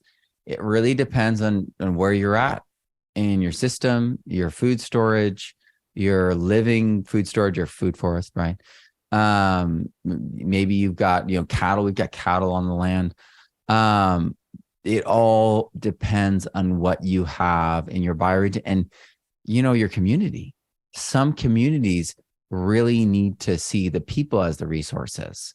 And so all together, they need to band together and make sure there's enough food, make sure there's enough, you know what I mean, for their community, whether that's a family, a community of families, you and your extended family, whether that it's your local temple or your local synagogue or church, whatever community organizations that you're part of, they can start taking these things on and adopting them. The community gardens are literally going to save lives. And you're like, oh man, that's so little food. Those folks do know how to grow food, and they know which things give the most food. And if they've got a giant seed bank and everyone has to live off of sprouts or microgreens, they could do it in a pinch. If they've got a large enough seed library, if they are thinking, this is our contingency. I mean, that's what I've been thinking of this whole time. I've got I think 7 bags of squash seeds. And you're like, whoa, you're going to grow all those? I'm like, no, but you know what? If I sprout them, we can eat those sprouts. I don't have soil, we can't go outside, the air has radioactive dust in it, and we don't know what's going to happen. We don't know what will happen. And you're like, Matt, that sounds pretty extreme. I don't know. People in Utah have radioactive dust that blows on the wind sometimes. So it's like, it really depends on where you are in the world and what's going on, because everything that can happen, has maybe a type of it has already happened. So there's been poisonings, there's been contamination, there's been, leaching, there's been, you name it. And humans consistently have had to rely upon their savings, rely upon their food storage, rely upon their relatives for help. This is the story of our ancestors. And so if we don't think this way, it's dangerous. So prepare, second, for a new way of life. So we need new skills, not just things. We need skills. So we need to be eating our food local, and we need to be able to find those people that we can trade for and barter. We need to be making those relationships now. And we need to be capturing and filtering our own water, or nearly so. We need to be saving our own seed and trading for what you don't have. I am in the Central Texas Permaculture group being like, hey guys, do you guys do anything locally and gather and have things like a seed swap? Always start with the seed swap, everyone. That's what I always start with. Why? This right here. It's the linchpin. Brings everyone together. Everyone start thinking huh. And then it's a cascade of thought. Generating your own electricity and gas for heating and cooking. This, just like having fats in your system, is incredibly overlooked. Permaculture, when I first got into it, I was like, this is amazing, this is life-changing. And then I was like, wait a second. You got nothing for riparian areas, nothing for streams, nothing for watershed, upper watersheds, for wildlife, beavers and whatnot. And nothing for the coastlines, nothing for the ocean.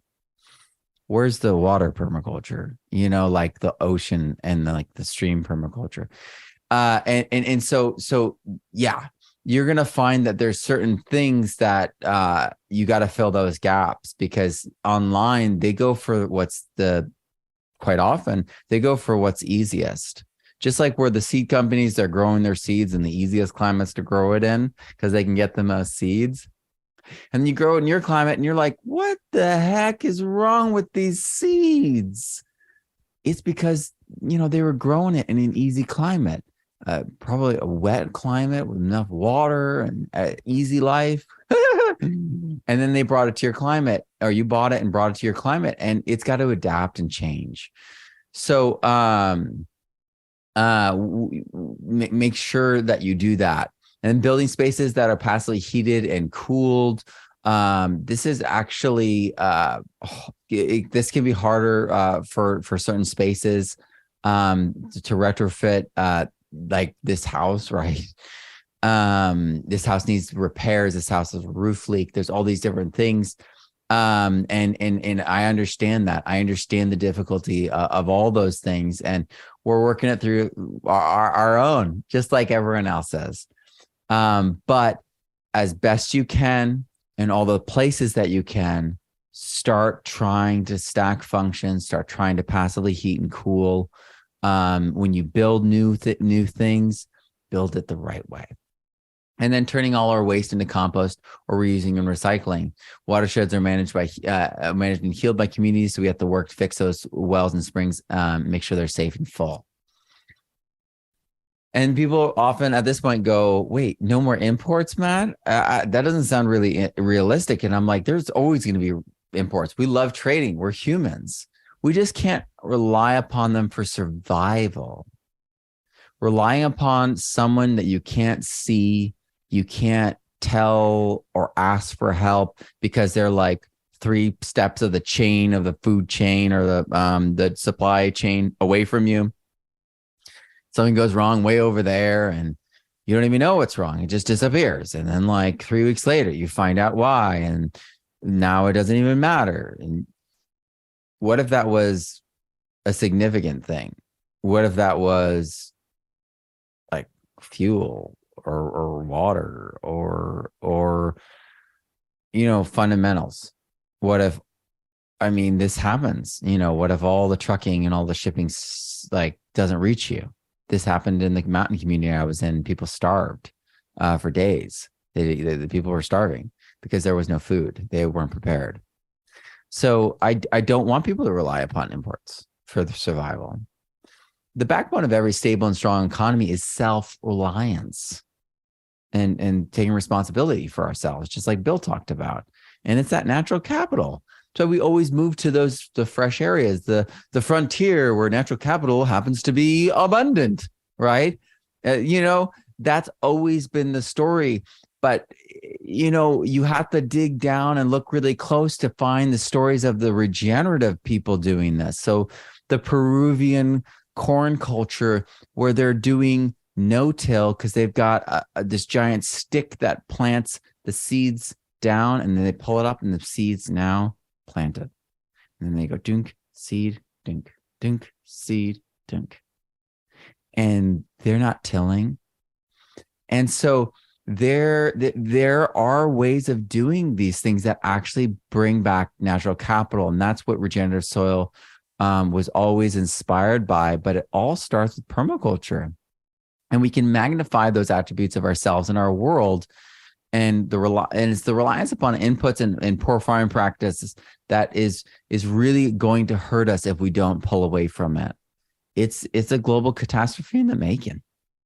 And you've probably seen these things, the nitrogen shortages, fertilizer shortages. Everyone's like, the higher prices. Well, there's more to it. People are banning fertilizer. There's ESG stuff. There's WS stuff. There's all this stuff that's making everything more convoluted, more insane. And people are fomenting this crisis. And people are doing shadow wars, and the instability of these systems is becoming more and more apparent. If someone with a drone and a makeshift bomb attached to that drone does something in the wrong place in the wrong time, you have such disruptions. It's kind of unfathomable. When some of these infrastructure things in America, people are finally realizing that they can't really be replaced in any short time, 3 to 8 years in some of these power stations. That's the case. So These disruptions aren't accidents. There's people attacking the infrastructure that is already weakened, that is not protected well. And we have chaos emerging over and over again from that. And so it's a weak system. It's open to attack. We can't rely upon it for any of our essentials. We have to remember the prime directive. Bill Mollison really saw the future. So the degenerative economy used to work for money, and then you spend it on food or rent. And you the future, there's less jobs. Everything's becoming automated. They're less reliable. People are being downsized more and more. People have temporary work. They're getting paid less because of inflation. They're getting paid less because someone else can take their job. And they're working longer and longer hours, and often working overtime without any pay just to maintain that job. And meanwhile, crop failures are rising, foodborne illnesses are rising, nutrition is dropping, and prices are rising. And, you're having to work more and you're spending more. And my boys are getting older and entering this economy. And what the heck? I don't want them to that. I mean, ideally, I want to work less in the degenerative economy and then spend less in it, so I feed it less and start shrinking it. And so for a while, I worked for money, and then I started spending money on seed and supplies and permaculture. And then it turned into this exponential growth of food and seeds, and then eventually health, and eventually money. And out of permaculture thinking, out of applying, you know what? When I was talking about being to Neil Speckman, I think 8 or 9 years ago now, I was talking about being stuck in the garage, not having enough money. And he goes, Matt, make a money swale. Swales are permaculture, water catchment, earthworks. And he said, make a money swale. And I was like, huh? But that's essentially what permaculture provided, was the means for me to start thinking creatively about everything. And so the permaculture regenerative economy, the local economy, is going to explode. And I've seen it in that time that I have been teaching. I've seen it explode. I'm teaching the people how to do the work, how to take on these niche roles, how to launch their businesses, how to write their books, how to crowdfund, how to market. I've been teaching them all this time, and I'm seeing more and more successes. I'm seeing people become more and more economically stable. I'm seeing local supply chain resilience, more money staying in our communities, more opportunities for everyone to be involved, to start a business, to support local businesses. And overall, I'm seeing the environment, the social environment, the physical and environmental environment, the natural environment, I should say. I've seen all the stability emerge, and that's the kind of future that I want. So we got to be bioregional and local. We have to be self-reliant. We have to be independent to a degree. We have to be free and strong. And in that space, we can be the best member of our community and help others with the abundance that we have. And it hinges upon our relationship with nature and each other. We can't be independent without being interdependent with a thriving local community of people that are also working on being independent. And that comes from doing the best that we can, and then the abundance of what we generate making up for the lack of others. Well, you may be excellent at eggs, but you don't have any milk. But they're excellent at milk, but don't have any eggs. And suddenly you have a relationship. Permaculture is the best solution to our problems today and on into the future. And that's why I run my courses. That's why I always teach permaculture. That's why regenerative soil is rooted in permaculture always. It's the lens that I understand and interpret the world around me. It asks us to slow down, to think, to partner with nature, to care for others, to prepare holistically and be both self-reliant and a support in a larger community. And it's real. It's miraculously real. And it's happening. People aren't just talking about it. They aren't just theorizing and talking about the esoteric and the potentials, though we must talk about the potentials and to create new expressions. So I'm not trying to downplay that, but what I'm saying is it's happening. And it's been happening. And people like Jean-Martin Fortier right here have created their market garden where they're on a quarter of an acre. They're making over $100,000 a year. And now they've taken it up to 10 acres and made it all permaculture. And they've developed perennial permaculture market gardening. So it's all happening and it's all doable. It's all actionable.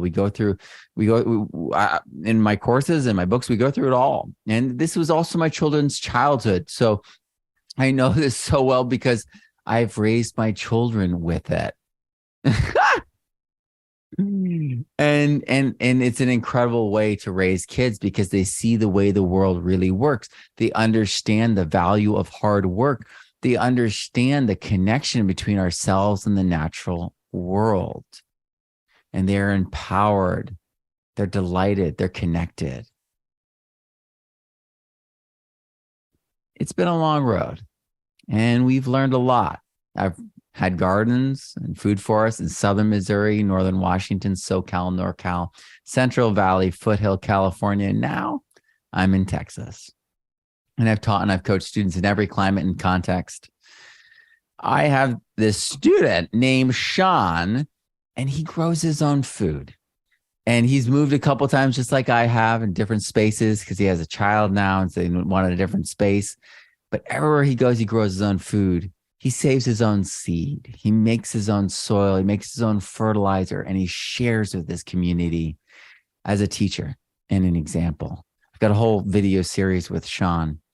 And then Beth's an incredibly positive person. She might even be here live with us. Hey, Beth, if you're here, she grows her own food. She saves her own seed. She works with schools, dozens of schools in some cases, and teaches permaculture in these public schools in Australia, spreading this regenerative hope to the next generation. Then Chris is amazing. In 1 year, he set up an entire acre, food forest, gardens, remediating a riparian area, working with the salmon protection folk. And he grows his own food. He saves his own seed. He works with the community and he restores wetlands and salmon habitat. And he works with veterans, all stacking functions, all from the same exact heart space. And then Mike is an award-winning builder of ponds and gardens in Los Angeles. You might know which Mike I'm talking about. He grows his own food, saves his own seeds, serves his community at the highest level, setting up ponds and gardens. And many of these gardens, they're the most water efficient gardens you can have. And he is creating like floating islands of food. He's serving his community at the highest level. And he works with schools, he works with local government, and he wins all these awards doing it. And he's one of my top students. He's taken all my courses. You might have seen some of his feedback. He's incredible. These are my students. These are my members of my lifetime community. But these wins, they aren't just for them. These things are for you as well. You're invited to the Advanced Permaculture Student Online. We are starting again. Typically I start in the fall, and this fall was crazy. I got sick, and then I was working intensively on regenerative soil microscopy, so I pushed it back. People have been writing me. I've been getting daily emails and messages about this course. When is it going to start? I've already enrolled. When does the live begin? Can I get the schedule? All of the above. People so excited to begin. And this is going to be our 7th season. Incredible. The third edition of the Permaculture Student 2 is out, hardcover edition, longer than ever, more beautiful than ever. And this community of teachers, this program is absolutely unique. I saw how many PDCs there were, and I didn't teach a PDC for a very long time. I saw everyone's PDC. I took Jeff Lawton's online PDC. It was incredible. He did all these case studies, visited all these people. And what I realized in mine was, well, what I realized when I wanted to make mine was I had to create something that wasn't offered anywhere else. I had to create a program that was clearly better, clearly new. And one of those ways that I did it was I had over 70 different teachers involved. And so these teachers you may recognize, they are from all walks of life, from all different ages, and all over the world. And they do so many different things. They have so many different talents and skills. And when you're trying to teach a community, you really need a community. And so it's in having all these teachers sharing their variety of perspectives and showcasing all their skills and solutions throughout all the climates and all the contexts that we reach a community and we teach a community. And so this is for gardeners, farmers, ranchers, homesteaders, seed savers, mushroom cultivators, designers, consultants, and teachers, especially teachers, because this is the only program that's ever been aligned to national standards for science. So this is the reason why it's been adopted in schools and universities and high schools even for credit, because it's actually aligned to standards, three different standards, and there's a teacher's guide that goes along with it that has the objectives, the assessments, all the standards, all of it linked, and all the rationales as well. So this is something very important for teachers. And this is community-based. I couldn't do it alone. I realized that just like where I'm the host here at RFuture, I realized I needed to have a chorus of people to properly teach it. And also, just like I talked yesterday in Making It Happen, where I talked about how you have to do a distinction. You have to make it superior or the best in some way. You have to figure out what's missing in some way. So is it the quality? That's what I went after with my I bought an awesome camera. That's what I went after with going to and interviewing at a higher level with better sound quality than anyone had ever done it. All my heroes in permaculture, and then quantity, over 200 hours of content, more in depth than any program online. And so we went everywhere. We saw everything. And we were able to capture things never before seen in a permaculture course, never before taught. And it was absolutely incredible. Folks were so excited. And it started the community. And we've had hundreds join us every year. We've got over 1,000 people in the lifetime community with us. This is something that people have found transformative, not just for their land, but for themselves. This is the Advanced Permaculture Student Online. The benefits are grow an abundance of food, save an abundance of seed, design a permaculture site, install a permaculture site, and be a lifetime member in a global community where you constantly get feedback, can ask questions, and participate. And in that, you can even develop a regenerative business and launch a regenerative business. There's bonuses that actually provide training for that. And as part of that, there's live Q&A. And because you're lifetime members, you can participate in any live Q&A across time. So there's surveys, there's replays, because I need to know what questions you have before we do live Q&A. So I answer them all, and everyone gets all their questions always answered, and it's filmed. So then the replay, everyone gets reached. Even if you can't join us live, the replay has your question answered. So everyone gets all their questions answered. And that seems wild to do, but I've been doing that for 7 years. So we're going to keep it going.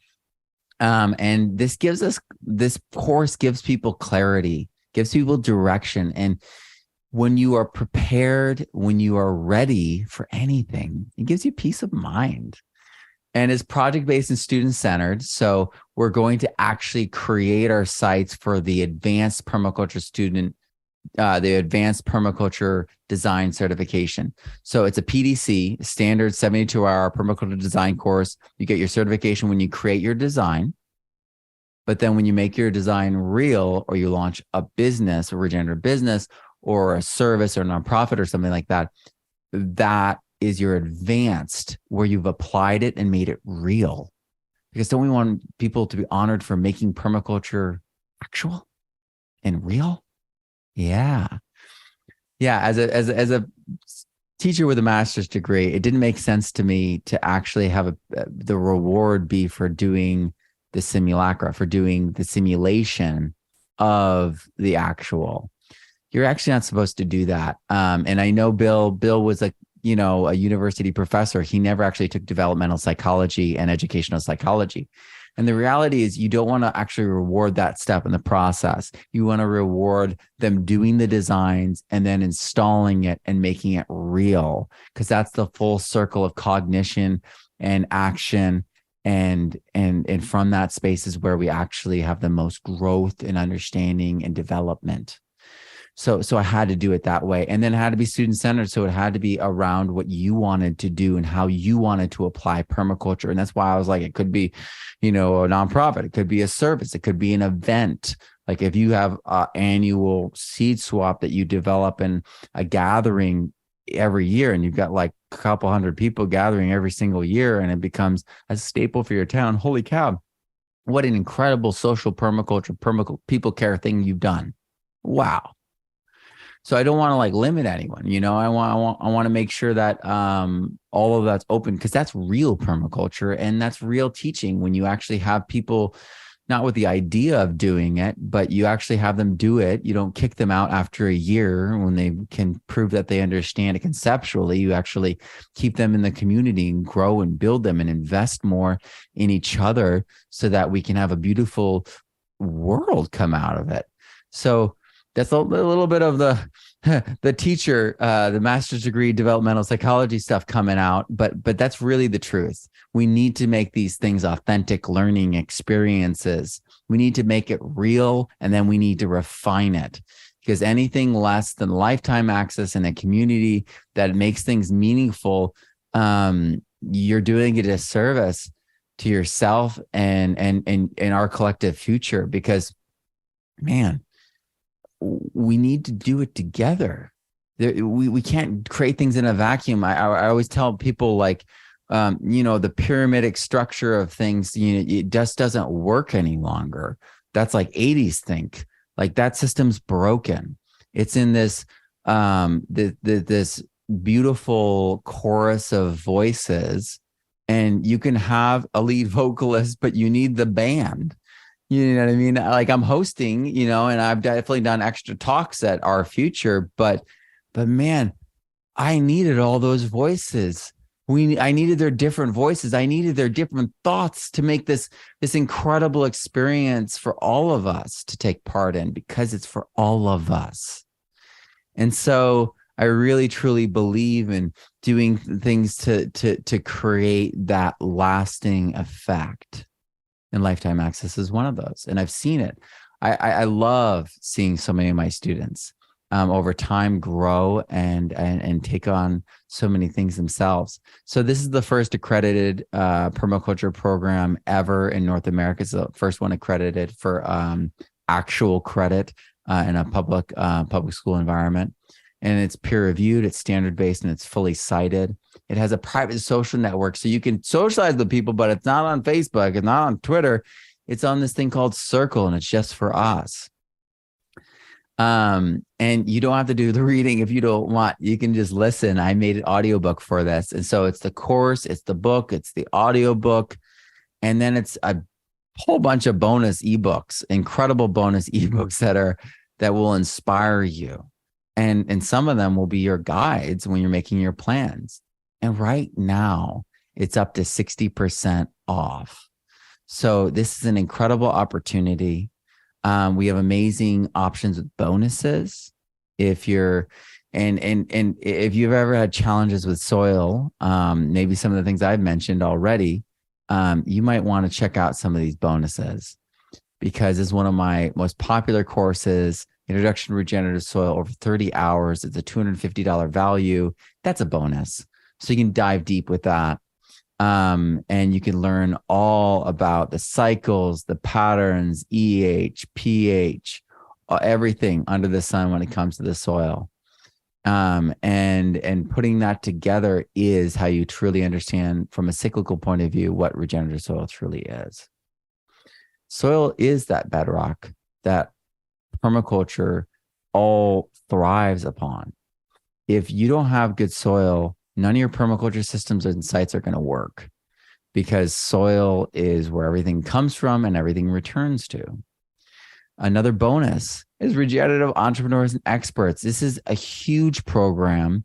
This is highly in depth. This is I think it's 9 weeks long. It's all automated now. I used to teach this live, but that's a bonus that you can go through. There's presenting and speaking. There's writing. There's everything I do. It's incredibly thorough. So that's a bonus. Over $500 value bonus. Do you guys know Gardens That Matter? She has a huge channel now. She's massive. It was taking this class that fundamentally changed what she was doing.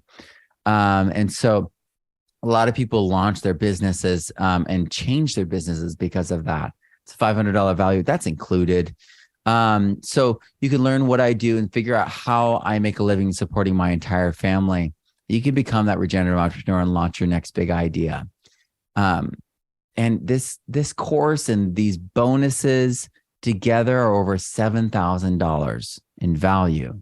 So the actual cost is 1/10 the actual cost, and it's lifetime access. So this is like an unlimited value situation. And we have easy payment plans to do this. So there's no risk. You can even try it for 3 days. Trial. I'm gonna put the link up and on the replay. You'll be able to see that. And I'll give you that opportunity to check out and subscribe if you would like to. But the subscription does not lead to lifetime membership. I'm going to give you I can give you this option, but I want to give you the lifetime option, which ends in 5 days. We begin in 5 days. So now is the time to get prepared. There is a path. There is a way to build a better future, because you've waited long enough. If you haven't taken your PDC, if you haven't taken your PDC with me, if you haven't unlocked all the soil information that I have to offer, now is the time to join us. This is an incredible package. There's so much in it, and there's so many people involved. There's over 70 different educators, perspectives, voices. Peter McCoy of Radical Mycology teaches for an entire week on fungi. Many people for many years have felt like this is one of his best teaching moments ever. This has everything I ever did in film with Elaine Ingham. This is so thorough. It's over 200 hours of content, and it's not just, tape. This is edited down to be the most potent information that it can be, taught in the most clear fashion. And it's the course, it's the community, it's the bonuses, and it's the books all in one. It's the knowledge, it's the skills, and it's the results that make the difference. If you want an abundance of food, an abundance of seed, an amazing permaculture site, and to be part of an abundant community, and even you could start a regenerative business and have an abundant life, join us.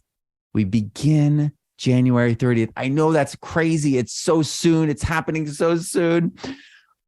But we start, I waited 6 months already to start it. So I've already put it off so that I could work extra on the microscopy book. But now it's happening. So sign up soon. I'm going to put the link down in the chat. It is easy to find. It's advancedpermaculturestudent.com. What's easier than that? www.advancedpermaculturestudent.com. I'll put the link in the chat right now. And we can, and you guys can hop over there. I hear dogs howling. And you guys stay tuned because we're not done. We've got to do giveaways here. All right.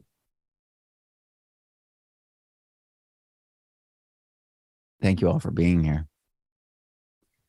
Wow. That was the final slide. Here we go. Let's end screen sharing.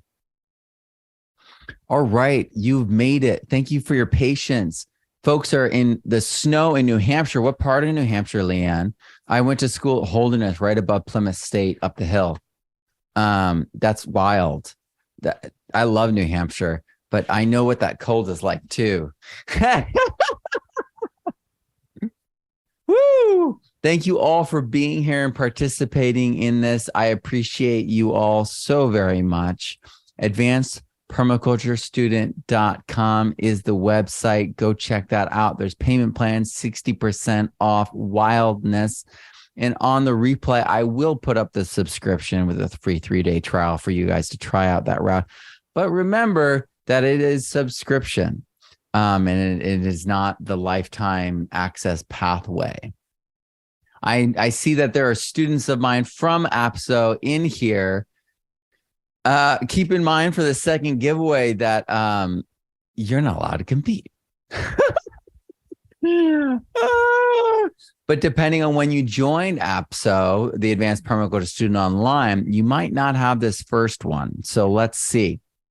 All right, guys. We're going to do the giveaway. Drum roll. The first prize is going to be the Introduction to Regenerative Soil. That is a $250, $300 value giveaway. And this is a 30-hour course. This is incredibly valuable. This is, for a lot of people, it's the way that they prepare for my full Regenerative Soil course, because we go so deep in that full course. They really need that summative, that summarized. And I know you're like, 30 hours is summarized? Yep. But that's the thing, is it's so much information. It's a real course. It's a lot of information. And folks are having epiphanies in the midst of it about the way life works. And then at the end of it, they're having double, up to, from what we've seen so far, up to double their yield in their first season applying it.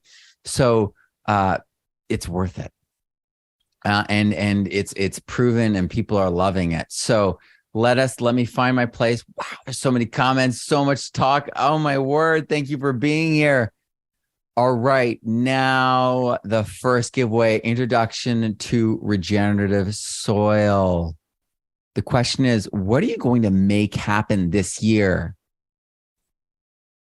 What you're going to make happen? Kind of response to today, to yesterday's live.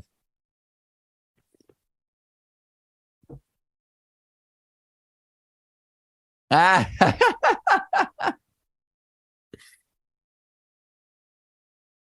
All right. So, Crystal, you already have that course, right? Okay. Leanne, do you already have that course? I wonder if Leanne has that course. You don't have what? This is amazing. Oh my word. Okay, well, Leanne, you won. This is one of my favorite courses. This is one of those courses that people write me about this course. So congratulations, Leanne. Thank you for joining us, and congratulations. Yes, she doesn't have any of my courses. I love hearing that when I'm giving someone a course because th- they have this is going to be absolutely incredible. This is why I love that. I was given a special course long ago, and that's what helped me change my life. And Brian Crump is here. He had the same exact experience. He wrote about it in the comments inside RFuture, and it's a transformative experience when someone gives to you, and it's true potent information that is transformative.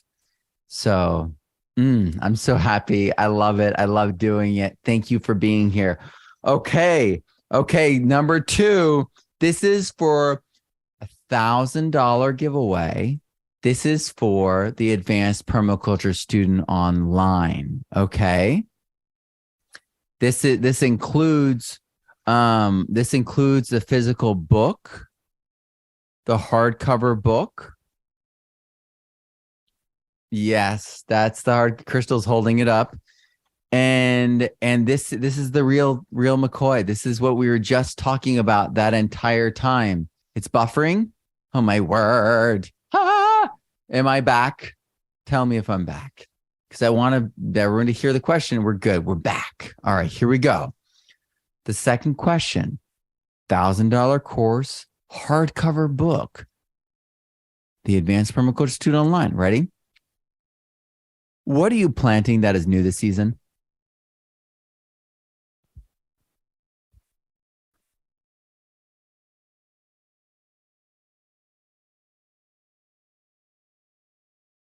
So the question is, Brian Crump, were you saying that you're going to plant hope this season? Awesome. Brian, did you already win? I love that.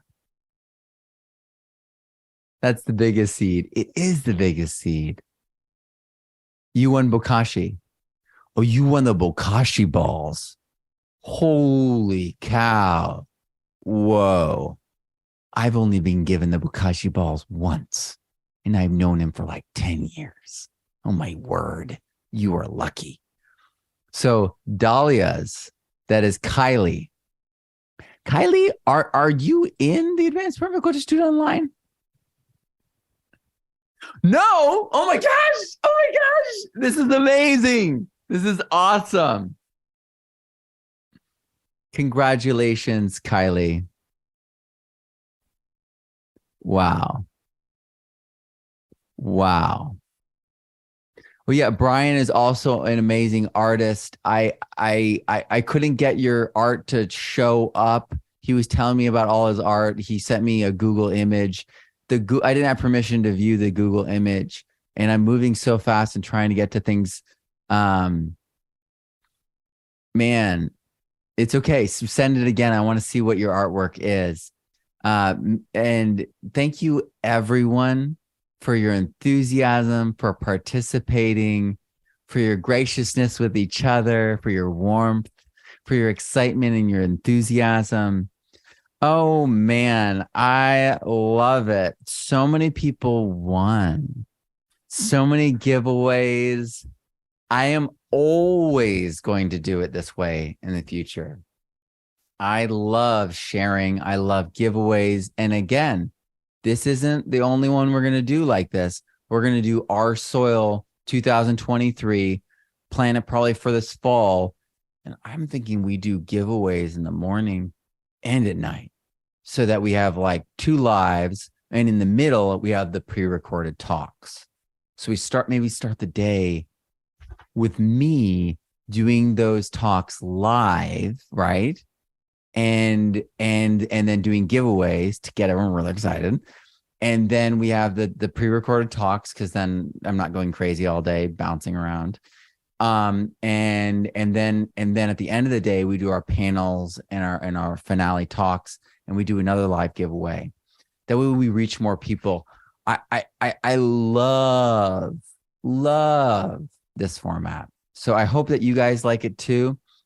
This is I do a lot of online events, and I think about how to do them better. I put on my teacher cap all the time and think about what we can do, how to change things, how to make things better. And and I'm so happy with how this turned out. I have never experienced an online course or online conference, I should say, like this. And if you haven't checked out my courses or experienced any of my courses, it's a lot like this conference, except it's a lifetime community where we get to know each other, the relationships deepen, and we go into a certain one of the subject matters, one of the niches, or with APSO, the Advanced Permaculture Student Online, we cover them all. We go all over the place in a 24-week experience. So,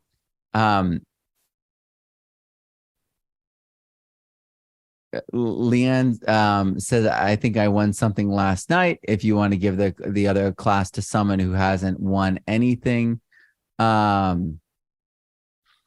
let's go back to there, and maybe, because I already said it, and feelings and everything, maybe I'm just gonna have to give out another introduction to regenerative soil.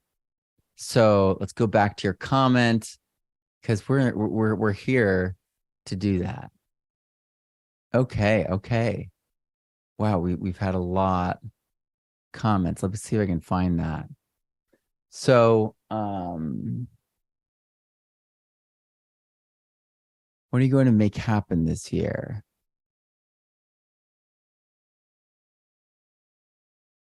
All right. I'm just scrolling. Oh, here it is.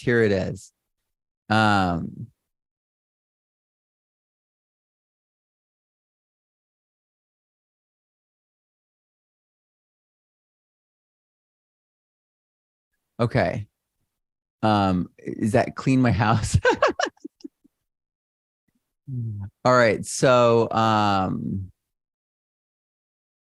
if you were going to pass it to the next person, or just include the other person, that would be KK, correct? Am I right on that, you guys? KK, Food Forest Site Prep.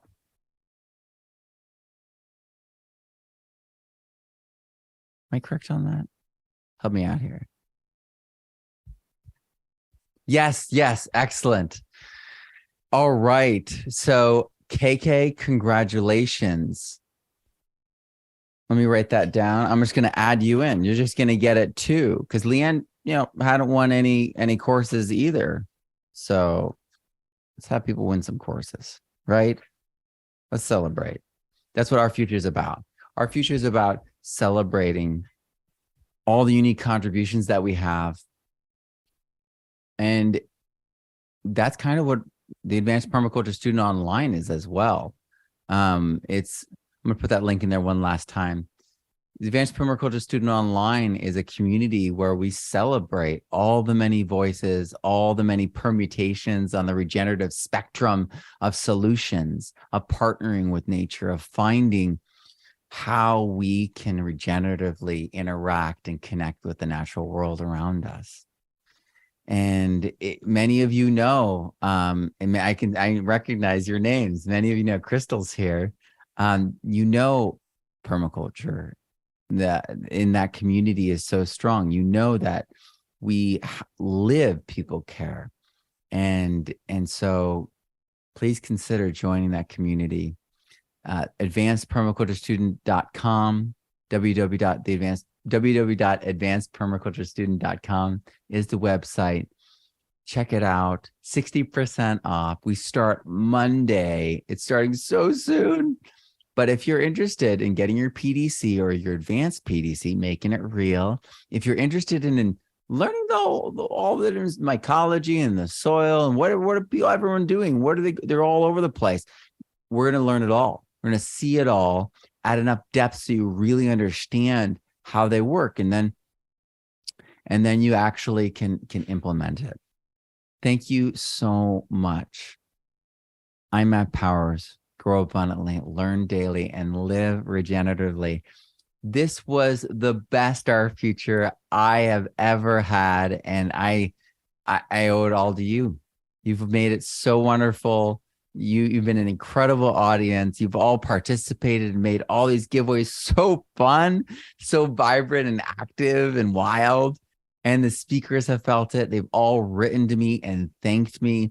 And really they're thanking you for your focus, your attention, your enthusiasm, your passion. So thank you. And this conference there were some challenging, in-depth things. This conference, we went there, we explored there. So congratulations. You went all the way through with me. Not many people do that. You explored so much and learned so much. You stretched. I mean, I felt stretched by some of these talks because they were so challenging, so in-depth at times.